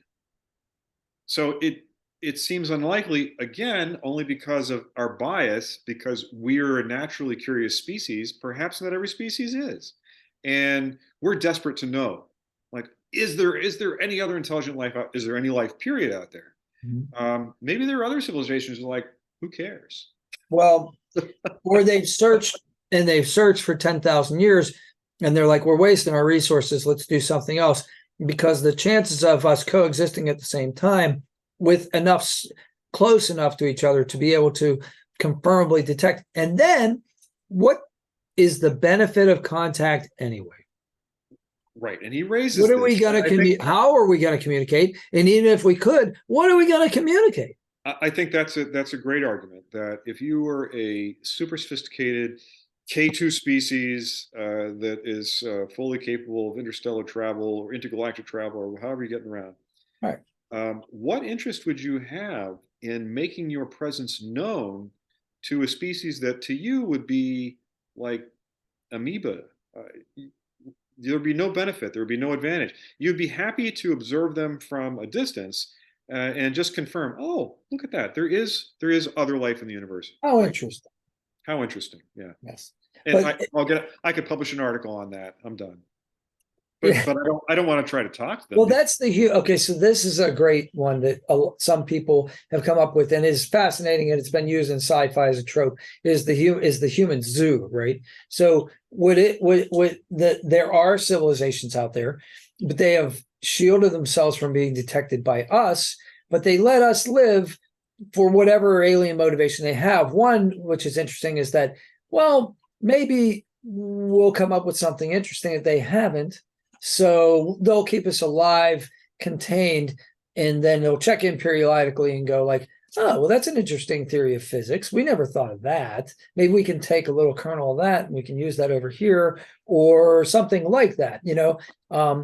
So ultimately, we could be, you know, there's the computer simulation theory, but this would be more like we're a laboratory experiment. We're like we're on Agar, and we're I wonder how fast this will populate, and if anything interesting will result from it. So we're like that kind of So that's a fun sci-fi idea, but I don't find that one to be seems very impractical. I don't find that to be a persuasive argument for why we have agree. An alien species. Here's one that I like, which could be a great sci-fi. I don't know anybody's written about this. There probably have been. I'm not as aware of sci-fi as I was when I was younger, but all the writing, I mean. And this one is, eventually biological life evolves into machine life somehow. We're able to either transport our consciousness into some kind transhumanism.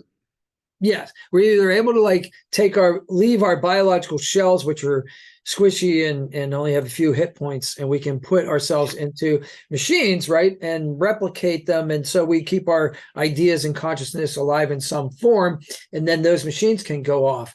and it's easier for machines to travel in space. In fact, there's an advantage to machine civilizations going to the furthest edges of space where it's really, really cold, and so that they can perform as many teraflops as they want and dissipate their heat faster so that they can do whatever it is that Yeah. those machines want to do. So this was I read that. I remember reading that argument, and that was one of the weirdest arguments to Yeah, me. isn't it weird? That's why I'm fascinated with it. Uh, Because isn't space cold enough? I mean, how much colder does it get at the edges of space, right? I know, and that's why I just could not understand the basis of Yeah, the argument at yeah. all.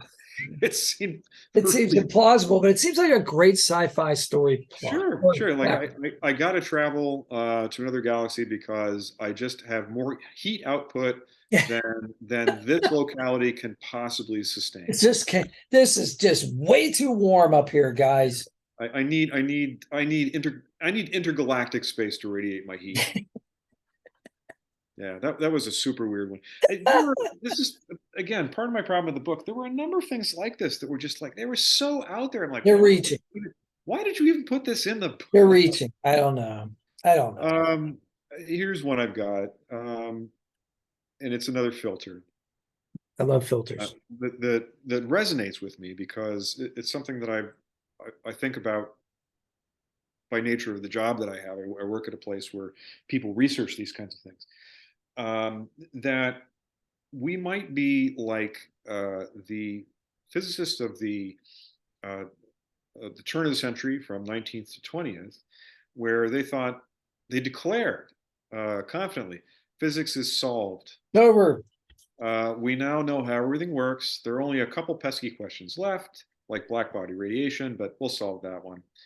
Um, and of course, that's the problem that um, instigated quantum mechanics and upended Newtonian mechanics and created a whole new vast realm of physics to be explored, Floppy realm too. which only took about another 100 years to fully explore. So now what I'm getting to is that modern physics has reached this point where the the questions that remain to be answered, things like where does the proton get its spin? What accounts for the proton's mass? Um, to physicists, these are interesting questions, but they are of no obvious practical value, and that probably sounds um, that might sound elitist because somebody else might say, well, if we knew where the spin of the proton or originated from, that would give us the clue to how to build the transporter, or some other miracle technology. Okay, that's possible, but it's more likely that these are just interesting academic questions that have no inherent application for anything anywhere. So what he writes about in the book is that we can now pose questions that are interesting, but are unanswerable. Because, for instance, there are certain physics questions where the machine that you would have to build to investigate it would be, a planetary diameter. It's impossible. You can't build such a machine. The technology doesn't exist. So these Are we questions. going back to Douglas Adams again? Like, is this, you build the machine that will answer the question to life, the universe, and everything? It's the Well, Earth. that was more of a philosopher's ultimate doomsday machine. But his premise in this particular point in the book is that a species can be aware that there are intriguing questions about science and physics and chemistry, but also at the same time know that they are powerless to answer them, and they've reached a dead end. Yeah. What if this is the fate of all advanced civilizations, Science has an end, that science has a practical end, that a practical end. those questions are still there, but you no longer have an ability to investigate them. So for another example would be that a lot of modern physics relies on mathematics that are theoretical only and that are not testable. Right. And many people argue that this is no longer science because testability is a requirement of science. However, the quantum phenomenon that we see, the only explanation that we can offer is a mathematical one that can't be tested. So where does that leave us?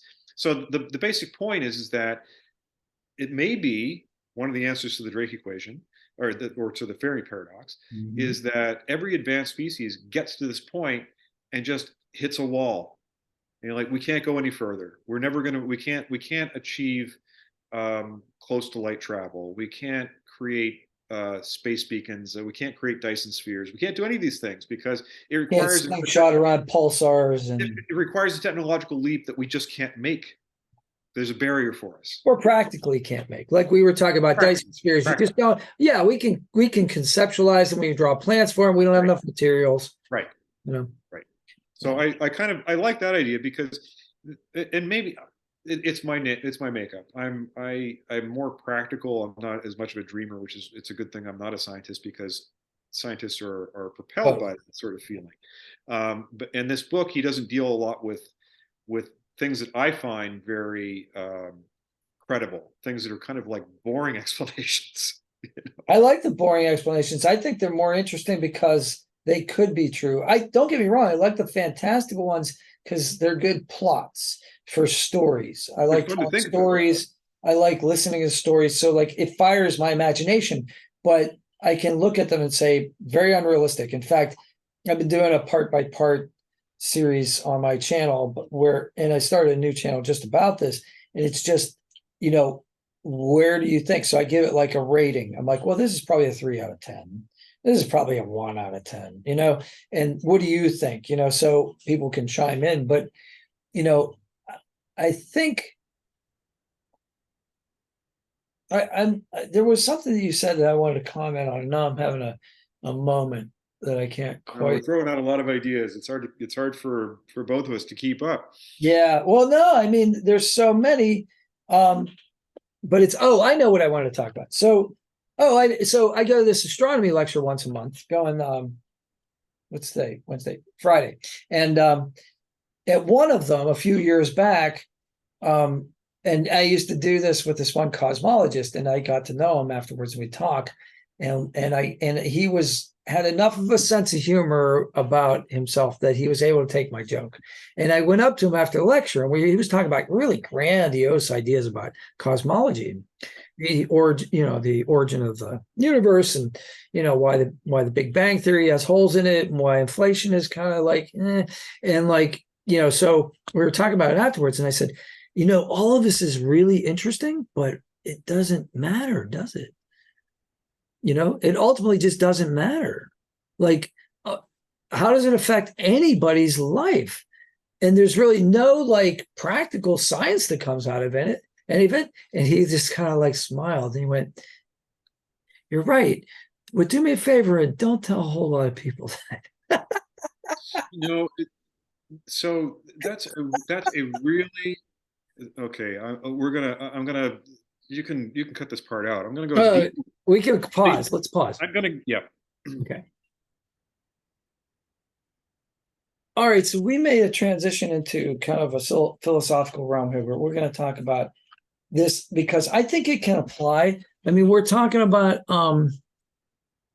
like we're talking about why does anything matter? Well, let's say like SETI, okay? Like why fund SETI, right? What practical application could SETI possibly have, right? They're not finding anything, and it's been going on for 40 some years, right? So what's the benefit? I mean, how do you justify that? So we were just talking about justifying anything. We extrapolated it to art because we both love art and we're both artists. So Gary is much better fine artist than I am, but when you start asking the question about in science, is this research worth doing? Yeah. Then you start asking the question, is anything worth doing? Is anything worth doing? What's worth doing? Yeah. So, in my case, I would my direct thing that I have direct experience with is drawing or painting, and I was going to life drawing classes, which I really enjoy. And so you fill up sketchbooks full of these renderings of models on a stage. And I started to think, what's the point of doing this? Why? You think too much. I find it enjoyable. Yes. But it has no inherent value in and of itself. Nobody's really ever going to see any of this stuff that I've done. I could put it on social media, but let's pretend social media doesn't exist. Let's pretend it's 20 years ago. I'd be doing the same thing. I'd be going to these classes and I'd be drawing on a Sunday for my own enjoyment. So I wondered if other people felt the same way I did. So I actually found a book about people's experience going to life drawing classes. And I found there was a similar question. People, the author of this book said, why do we do it? And he spent probably a third of the book giving various ideas and theories as, what impulse does this satisfy? Why? So at the end of the day, what I realized is that, like anything in life, everything in life, if you enjoy it, you should be doing it, because that's the most you can ever hope for out of life. If you're not enjoying it, stop doing it. But if you dig it and you don't know why, and nobody else thinks anything of it and doesn't care about what you're doing, but you dig it, keep doing it. Because that's all there is. That's all there is, man. You figured it out in your mid-50s. You figured out life. Well, maybe. But See, I have a practical explanation for, or justification for what you just said. Okay, so you said the philosophical part, which I completely agree with. I'm an epicure. If you put me on the list of like ancient philosophy, like I love Stoicism, I love reading about it, but I'm really more of an Epicurean when it comes to that, which is pretty much the Stoic philosophy, except I actively avoid unpleasant things. I don't believe that I need to have negative stimuli in my life in order to grow as a human being. I'm not saying that you can't. I'm just saying that I personally think that I can grow from positive stimuli as well. And so I seek out pleasurable activities. That's what I do. Now, I'm not a hedonist. Okay, that's different. But what I'm saying is that, on a very philosophical level, I believe that doing things that are good for me helps me be a better person, because if I'm in a good mood, then when I go to the grocery store and that checkout lady, she's like having trouble scanning that thing because that thing just won't scan, and and I'm like, then I'm in a much better position to say, it's okay, man, this stuff happens, don't worry about it, it's fine, and then not create ripples that would affect her day negatively and may cascade into something else. So, you know what I'm saying? So if it's good for my disposition to sit and meditate in the morning, or to go to the park and feed squirrels, or, or paint or write or do this or whatever it is that charges my batteries, it's not just good for me. It's good for whoever I come in contact with too. So it's not like this weird hippy dippy ripples in the universe kind of thing. Not that I'm saying that doesn't exist. What I'm saying is, on a very practical level, the people that I'm going to come in contact with, I'm going to be more pleasant towards, because I'm in a pleasant mood, right? Yeah, that's not hippy dippy at all. And I've experienced the exact same thing. That when you're in your groove, you're doing the thing that is what you're supposed to be doing, the thing that creates no waves for you, the thing that is frictionless, that when you're doing it, you're like, this is what I should be doing. You relate better to other people. When you are in doing something in life that is just grinding your gears, it's the wrong thing, it perturbs you, then you're nasty to other people. Yeah. Without a doubt. So it destroys that harmony. Let me tell you a little story about the other day, the donut story. Cool. So I walk into the shop and I know they've got the best donuts in the world, only on Friday mornings, thank God. So I walk in on Friday and I get one for, the sinker, which is like this giant, like cinnamon roll, and this, oh God, this donut that's filled with icing and has this big smear of icing on top. And it's, chocolate. Anyway, so I get it, and I'm taking home my beloved. And so as I'm checking out, this lady walks in a nurse's outfit, and she says something about, oh, she's like, oh, look at those donuts. They're packing up for me. She said, oh, but those things, they will get you, they will end your life, or I don't know, something like that. I said, yeah, you know what? Skydiving didn't get me. So I don't see myself going out this way. I don't think this is going to do it. So the skydiving will probably do it. She just kind of looked at me, and I was in the middle of taking my walk. So I was at the end. So I was all like, I was in a good mood. And I said, by the way, I said, all those like minutes, years, months, whatever it is that you like preserve by eating right and not indulging in this stuff, they're all at the end of your life when you're miserable anyway. So, why not enjoy it now? And she kind of looked at me, right?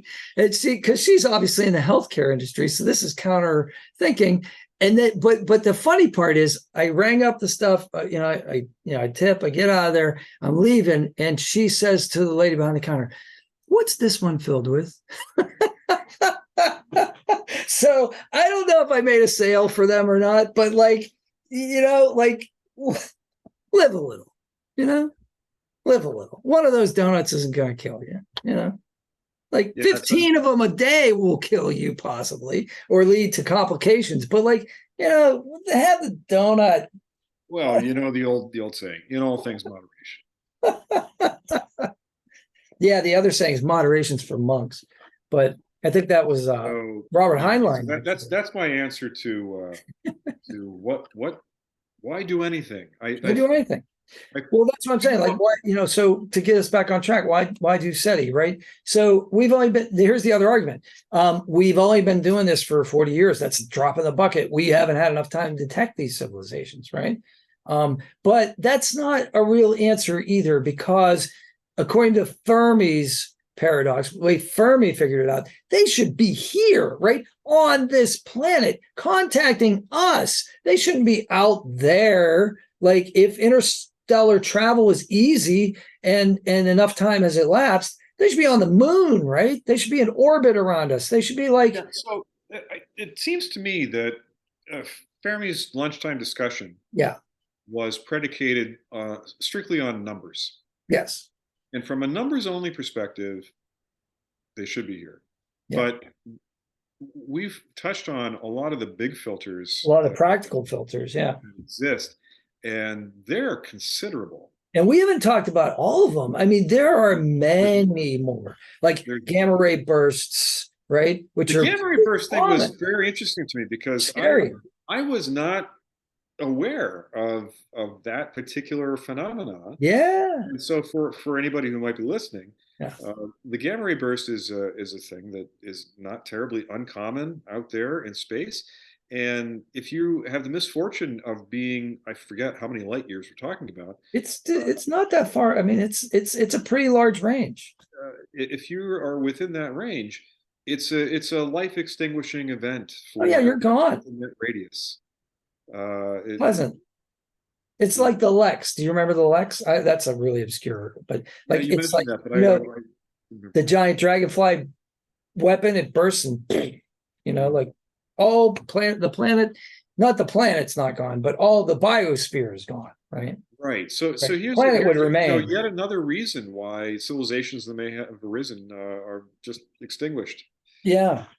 Yeah. So I really found the number of filters really piling up, and these aren't extreme out there filters. These are really solid, credible ones that seem. Yeah, these are the natural ones, like the ones that are like the ones that we predispose are like, because we talk about technology, we talk about the nanites and that sort of thing. There's another one that I just became aware of. I mean, well, that's not true. I've been aware of, but the last lecture I went to, we're talking about these rocket companies like SpaceX, Rocket Lab too, and a couple others. And they've been launching these swarms of rockets, right? They call them rocket swarms. They'll launch 30 rockets at a time, and satellites, right? For communications. They want to do it for cell phones and things like that. So, there's all these private companies that are launching it. Basically, from what I understand, and I don't know, but from what I understand, when you want to launch a rocket in the United States, you just call like this number in Washington. You say, hey, we're going to launch a rocket. Is that okay? And they basically go, Yeah, go ahead. It's where you have to have the FAA is involved.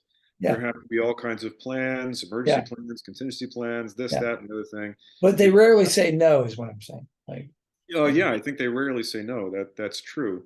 so So what's happening though is all these satellites are being launched, and all this debris in the near Earth orbit, and it's making optical astronomy really hard. So like when you take long exposure pictures, you get these tracks where you never used to get this. Decades ago, you never got this, but you're taking like a long exposure of a star, and you've got like the camera panning from the ground, right, in an observatory, and all of a sudden there's only streaks on the exposure. so, And now you have to use a computer to get rid of those, and that's fine. But this is growing, and it's growing at an alarming rate, apparently, to optical astronomers anyway. well, Go I just ahead. had a lengthy conversation with a mutual friend of ours who is Mhm. involved in a large, complex international astronomy effort, I know who you're talking about.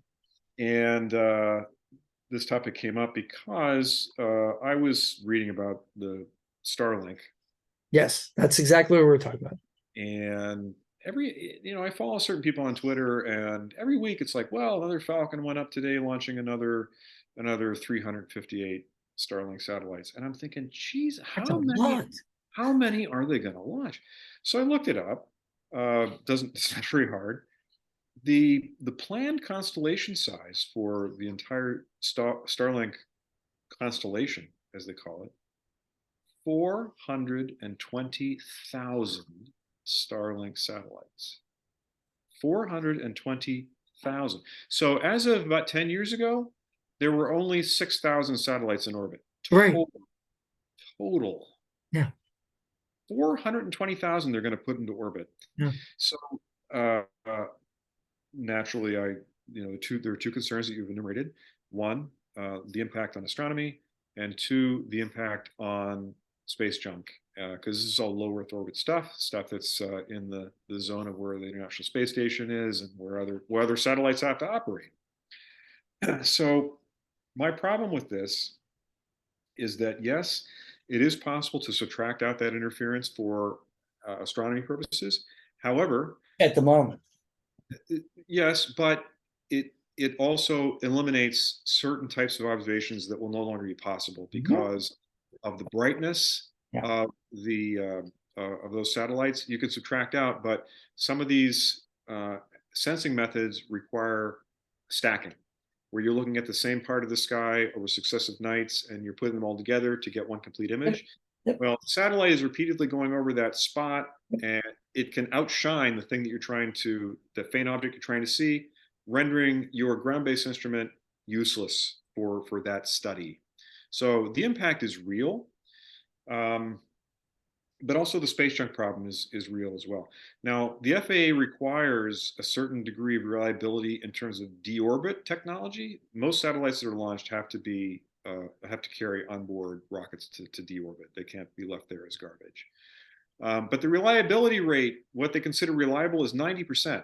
So most of the time that's okay, but when you start talking about numbers like 420,000, Yeah, so let's do a 10% of quick them fail. back of the envelope thing here with Fermi would love us for this. So 46,000 or whatever it is, over 40,000 satellites going to fail, right? So my problem with this is that this is the classic commerce versus capitalism, Yeah. rather Money, money, money, commerce money, money, versus natural resources money, debate. money, money. And the only difference now is that the frontier has changed. I don't think that you and I, so government organizations protect things like control of the airways, what portions of the RF spectrum remain available to us because they belong to all of us, and so forth. Right. National parks, oceans, you name it. The space above the Earth is exactly the same thing to me. But And there's no treaty. I don't feel there's been any discussion about increasing the number of low Earth orbit satellites by 10,000%. I don't think that public discussion has ever taken place, and I just don't see how that could be allowed. So it's my understanding that some optical astronomers have expressed some concerns and Yeah. written some people who are in charge of corporations that have done this. One person in particular, and the reply was basically, "Oh, we'll build you an observatory on the dark side of the moon." Yeah, right. So is that flippant? Like, you know what? We don't. Basically, you don't count. I have money. I'm in You favor. The don't whole count. reason to build these constellations in orbit is ostensibly to provide communications, internet access to remote regions. Yeah. That's cool. I'm all for that, but there has to be a At what risk benefit. cost? There has to be a risk benefit analysis. Yeah. Yeah, At what cost? Right. and I'm not seeing enough public debate about this, and it bothers me. So here's the other thing that happened too, which I was dimly aware of, but I didn't understand the effect, the full effect that it had. I guess in November of 2022, the Russians destroyed one of their own satellites. Yes, this was a just big to see what would happen. What would happen? Yeah. So basically, a huge cloud of debris. yeah. So basically, instead of one defunct object, there's now like tens of thousands of pieces of this defunct object.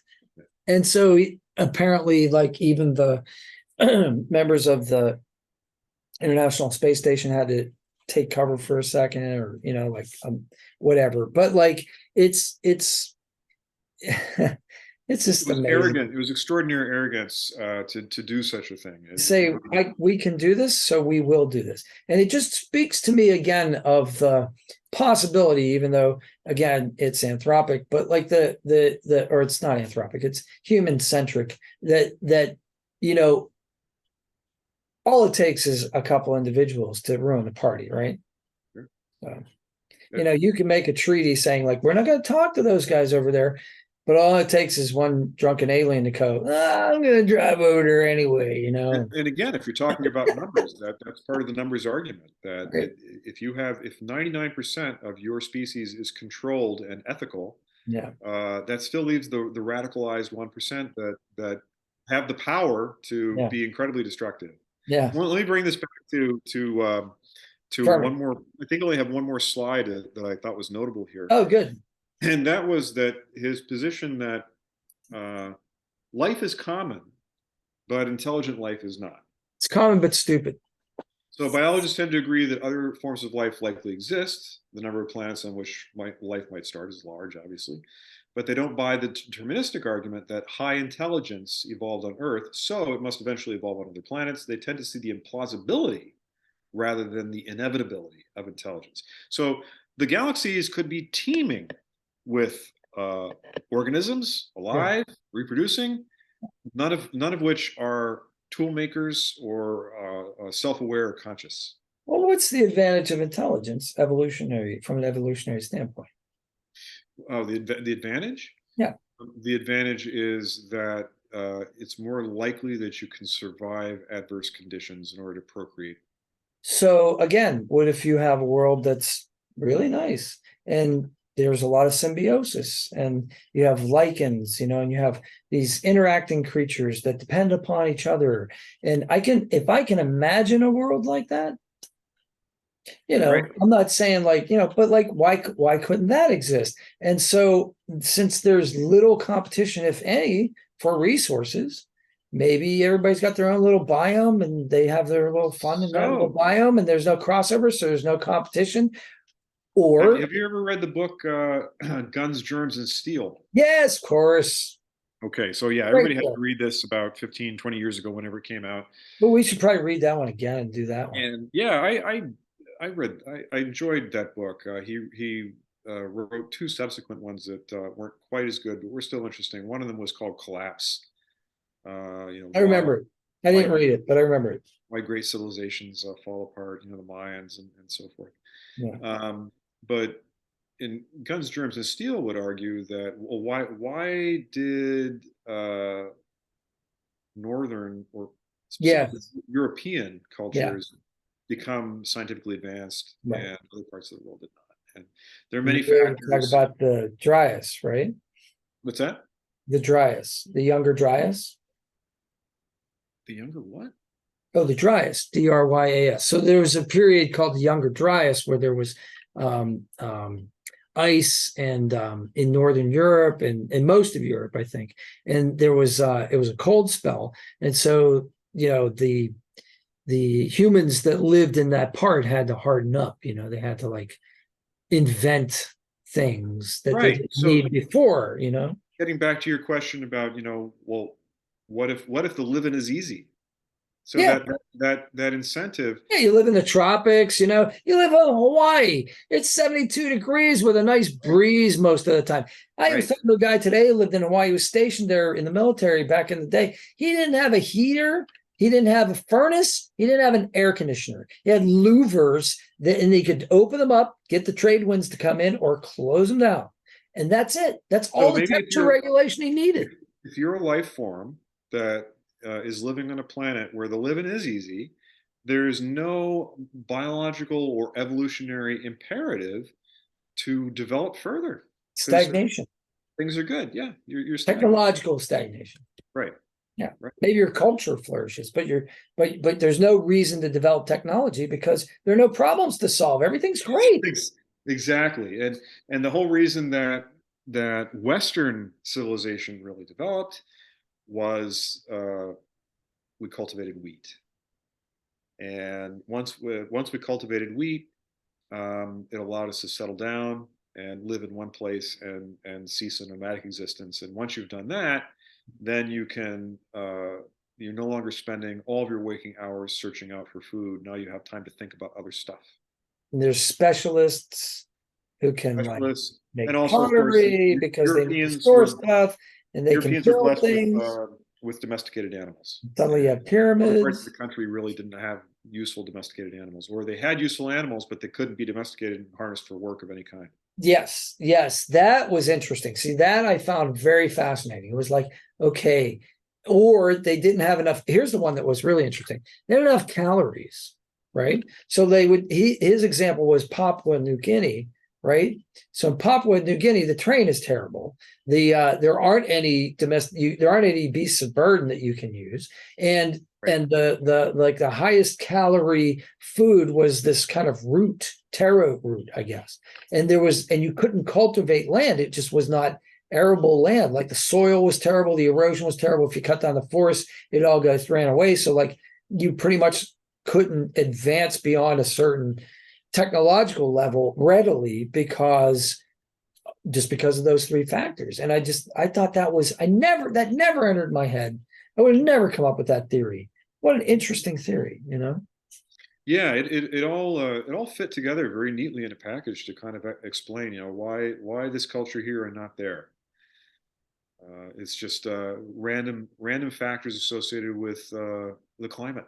I think you could go And with further than that, and you could talk about culture as well. You could talk about philosophy and culture because the Greeks, right, had kind of this dual. We still suffer from it, I think, at times. It's a dualistic approach towards everything. There's good and bad. There's male and female. There's up and down. There's it's everything is one or the other, right? It's a bipolar kind of. It's not even a continuum. It's usually it's like an on and off kind of thinking, and that kind of thinking is simplistic, but it's not terribly useful in some ways, but it this us versus them kind of thing. Whereas you could argue that like there are cultures in the Far East that it's more of a holistic kind of thought where it's like, well, it's all part of a whole, and so that leads to like, well, since everything's part of the whole, why change anything? Like it's all the way it's supposed to be. So like, why change anything? This puts me in mind of the arguments for saving languages that are about to go extinct. Right. Because when you learn other languages, even very common languages, Spanish, Italian, um, that for instance, how other Romance languages have gender assignments to common objects. Bridge is female in one call in Spanish, I think, but it's male in German. and the way that people write sentences about bridges, uh, or how they describe bridges, is influenced by the gender that the object has in that language. Wow. That's Well, deep. I recently heard something about this. It was that's a really simple example, but you know what I'm talking. You've heard much more interesting ones, I'm sure, about how the reason that the loss of obscure languages is so devastating is that different languages formalize different conceptions of reality. That it's hard to understand them um, through some other lens. But when you really dig into the language, the language has developed around this worldview that other cultures have. That through the language you can parse that worldview, and some of these concepts are extremely alien to us, and yet if we had the time to understand them, they're extremely enlightening because it's an alternate way of apprehending what we all experience. But we get very enmeshed in, well, it's objective reality. We all experience the same way, right? But we don't. If that were true, all languages would be the same. But that's not what we find. Yeah. That kind of fascinates me. And to go with the germs, guns, and steel thing, it's where, the terrain, the climate, the locality of those places, and the fact that we didn't have instantaneous international travel or transcontinental travel, these pockets of, culture and language and other ways of doing things existed is in pre-technological times, especially, but they even into like, until maybe like the Roman era, where like there's some continuity because of a road system and things of that nature. But what you were saying about language is interesting, because there's a computer game I play called Fallout New Vegas I love. And I just recently started playing with the language settings, in particular because this one character said, loose lips sink ships. And I thought, I wonder what they say in French, right? So I loaded the game in French. Well, I can't remember. That's terrible because okay, Italian. I loaded it in Italian. I can't remember the French right now. And it was because loose lips sink ships comes from World War I, right? That comes from like a very specific historical phrase. It was I remember posters with that on there, and they'd have a liner being sunk, by a U-boat kind of thing.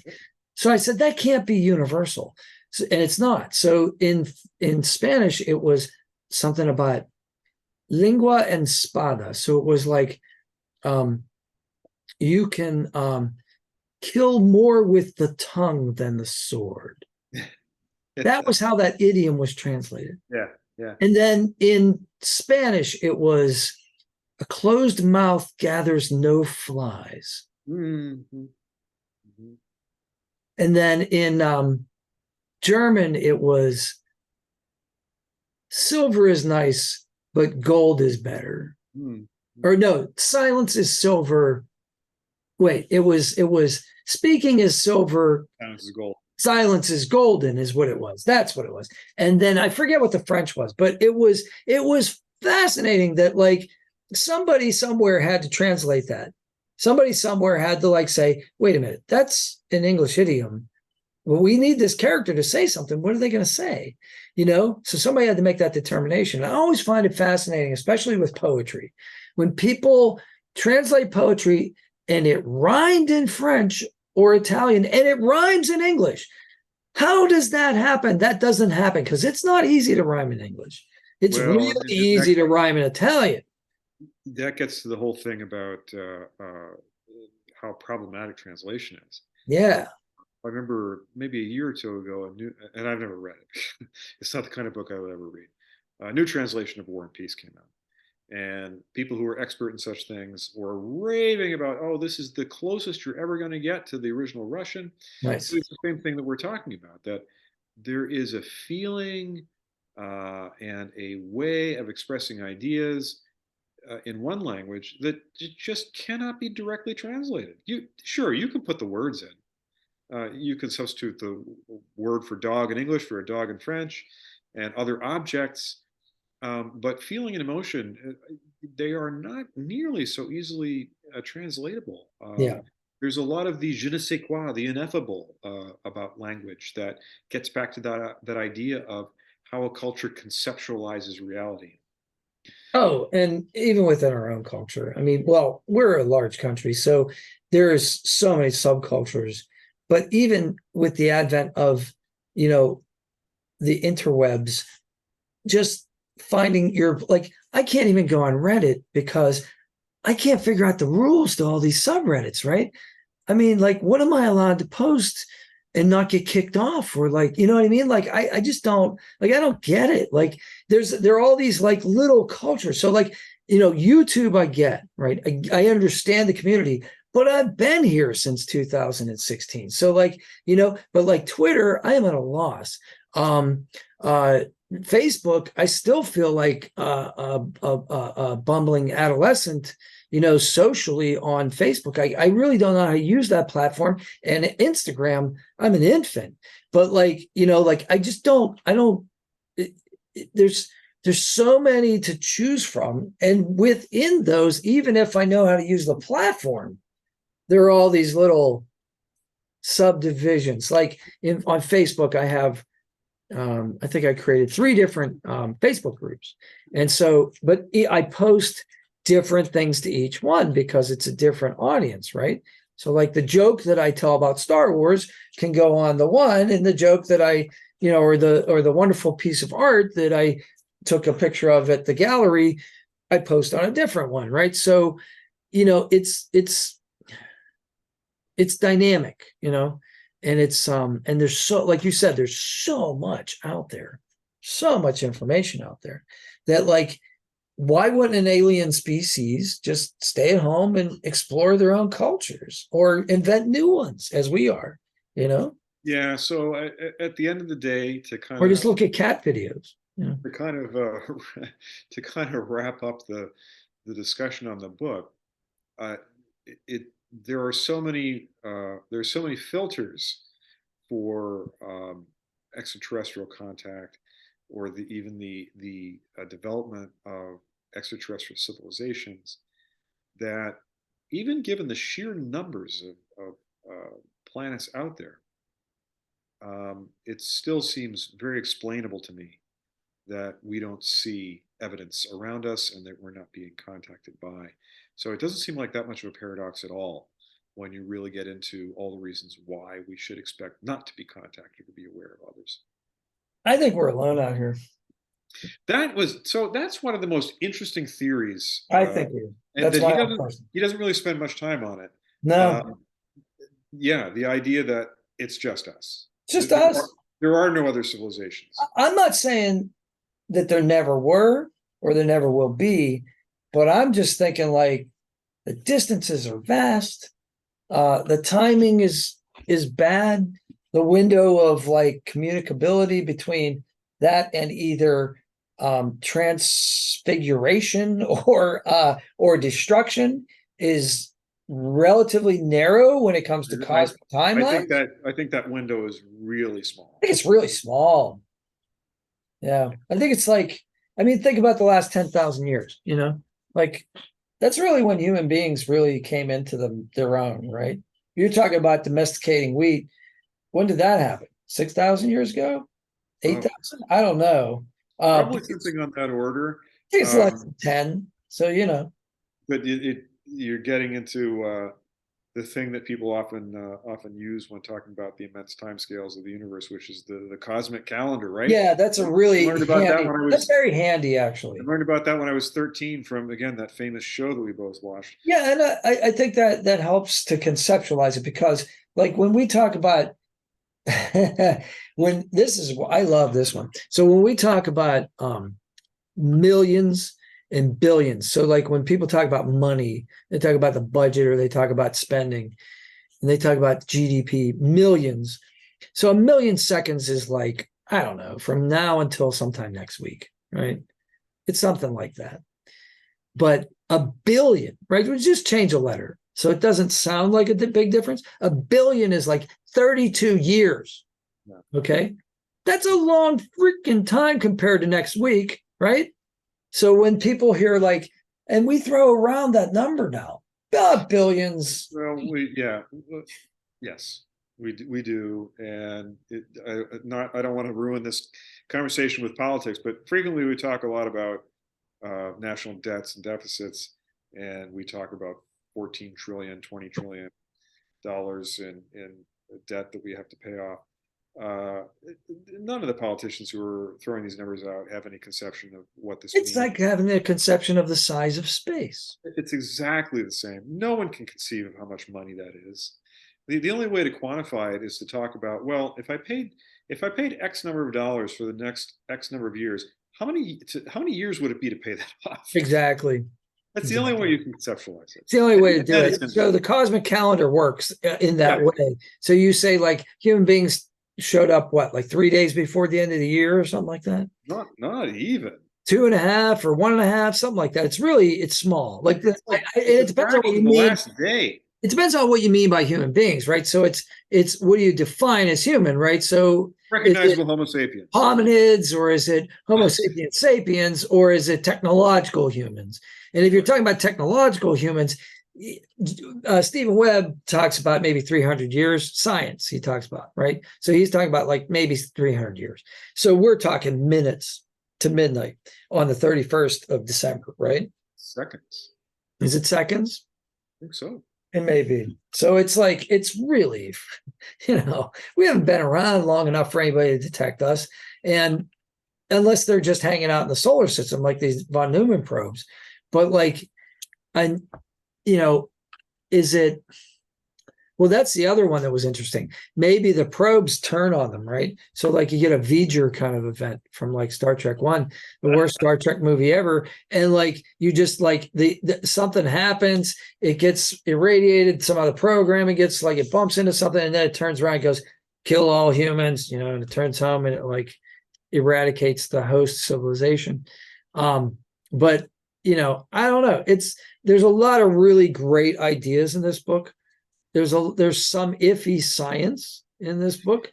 Yeah, so there's some good science too, though. So I'm reading the 75 solution version compared to the 50 solution. Yeah, tell me some of the more exotic ones if you think of any. I would have to actually look at the table. Oh, never mind then. But what I was going to say was that I thought the book could have been cut in half. It would have delivered the same message. There was a lot of time wasted. He went into extraordinary detail about DNA and protein and things like that were just, I can take it as read that these things exist. I didn't know. It felt like he was padding the book out. Yeah. Why he would go into extraordinary detail about things like that, but not about the inner workings of the atom, which are just as critical for the scientific arguments that are being made for other chapters in the book. Didn't go into those, but he went way into biology. And some of his solutions aren't really solutions. He's like, sometimes he's just talking about biology in general, and he's not telling me why it solves the problem. He just says, oh, well, this is how hard it is to make biology. Oh, yeah. Great. So I mean, it's related to like the problem, right? So again, like for me, like the phosphorus thing was one. The other one, there was another ingredient to life that was like exceedingly rare. Oh, I know what it was. It was something that allowed amino acids, some kind of like, it was a more complex chemical. It wasn't an element. And it was, I can't remember what it was now, but it was something that allowed catalysts, to happen. It was a catalyst. It was something that allowed cells to divide, or either meiosis or mitosis or something like that. And again, I'm not a biologist, obviously, but it was another filter that was like, this ingredient is so rare that, right? So would you put in the chat? Oh, not to take away from your discussion. No, please. But so I'm not a science fiction consumer in books. I tend to read stuff about ordinary folks facing ordinary problems of family conflict and such. But one of the few science fiction books I have read is called Calculating God, and it has everything to do about the things that we're talking about here. Oh, cool. And the premise, and I think you would really be interested in it. The premise is that we are contacted by aliens, and they're all about mathematics, and it is the premise allows for this exploration of things like the fine tuning of these various physical constants. That was actually my first exposure to those discussions. So So, if you want to have a fun science fiction leap or exploration into the universe appearing to be tuned just for us, yeah. it's a good book for that. Well, what would you even say to, like, okay, so you meet, so let's say we meet an advanced civilization that's on the number two level of the Yeah, Kardashev. we would have nothing in common. What would we say? What would you say personally? Like, what would I say to someone Right. like that? There would probably be very little meaningful that we Probably could. say, glad you're there. Please leave me alone. Right. So I mean that's kind of a joke that's made in the book, the one we just read, that you really would hope that you don't encounter another alien civilization, because the likelihood that we'll be at the same uh, technological development stage is zero. Well, obviously not, because they've got here across the vast reaches of space, so they obviously have technology far beyond our own. And that being the case, it would be like encountering cavemen. Well, there would be nothing to talk about. There would only be we would be observed, Yeah. as a curiosity, but not a civilization with whom you would want to exchange Well, thoughts. that's what They're Hawking inferior. said on numerous occasions. Said just keep your head low, like don't like be transmitting stuff. And Right, and he talks fortunately, about this in the book, that isn't this irresponsible yeah, for people who are heading some of these SETI programs to be just do transmitting it. a high-powered signal that says, "Here we are." That could be the worst thing imaginable. Yeah. Fortunately, apparently they sent it to a cluster that like there's pretty low risk of anything being there. It's like the something to do with the galactic cluster having like radiation, too much radiation. Like it was a type of galaxy. It wasn't a spiral arm galaxy, but like a lot of like elliptical galaxies, which they think would not have Goldilocks zones. So the type of life that would exist there wouldn't be. But here's the other thing. We talk about evolution. We talked about, stresses. So like if there is a really rough and ready like civilization that lives with heavy radiation, like we probably don't want to mess with those guys. You know what I mean? Like they're pretty tough, I'll bet.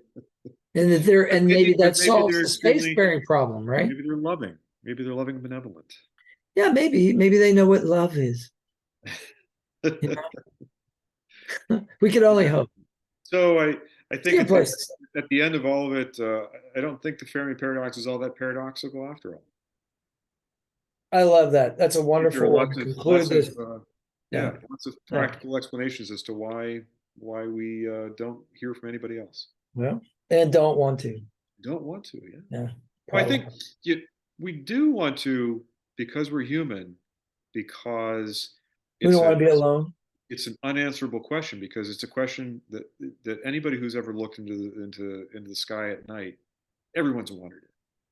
You think, is there some not person, some intelligence out there looking at the sky right now, thinking the same question? Yeah. Somebody live out there. Yeah. It's Which a is it's a it's a poetic notion. It's well, not to mention, well, here's a problem though. It could be cataclysmic for human culture, because it would end our um, feeling of being special, and it would upend religion. That's a whole other topic, right? I guess, but yeah, that's another topic. I've Because then you would have to account I've for. actually heard some like people who have chosen to speak on behalf of their religion talk about this. it's interesting. But maybe we can find a source to read about that and then discuss that. Well, they're probably out there, but the thing that occurs to me about that is that if you are a religious person, you would then have to account for you would have to come up for reasons why the supreme being who has revealed all these other truths to you chose to keep that secret, or Oh, that's a mystery. or lie. It's a mystery. Whenever something can't be explained, it's it's like that cartoon. There's a scientist at a board, and he's drawing equations. And step A, blah blah blah blah blah. He has this very long. Miracle happens. A miracle happens. Well, maybe you want to elaborate about that.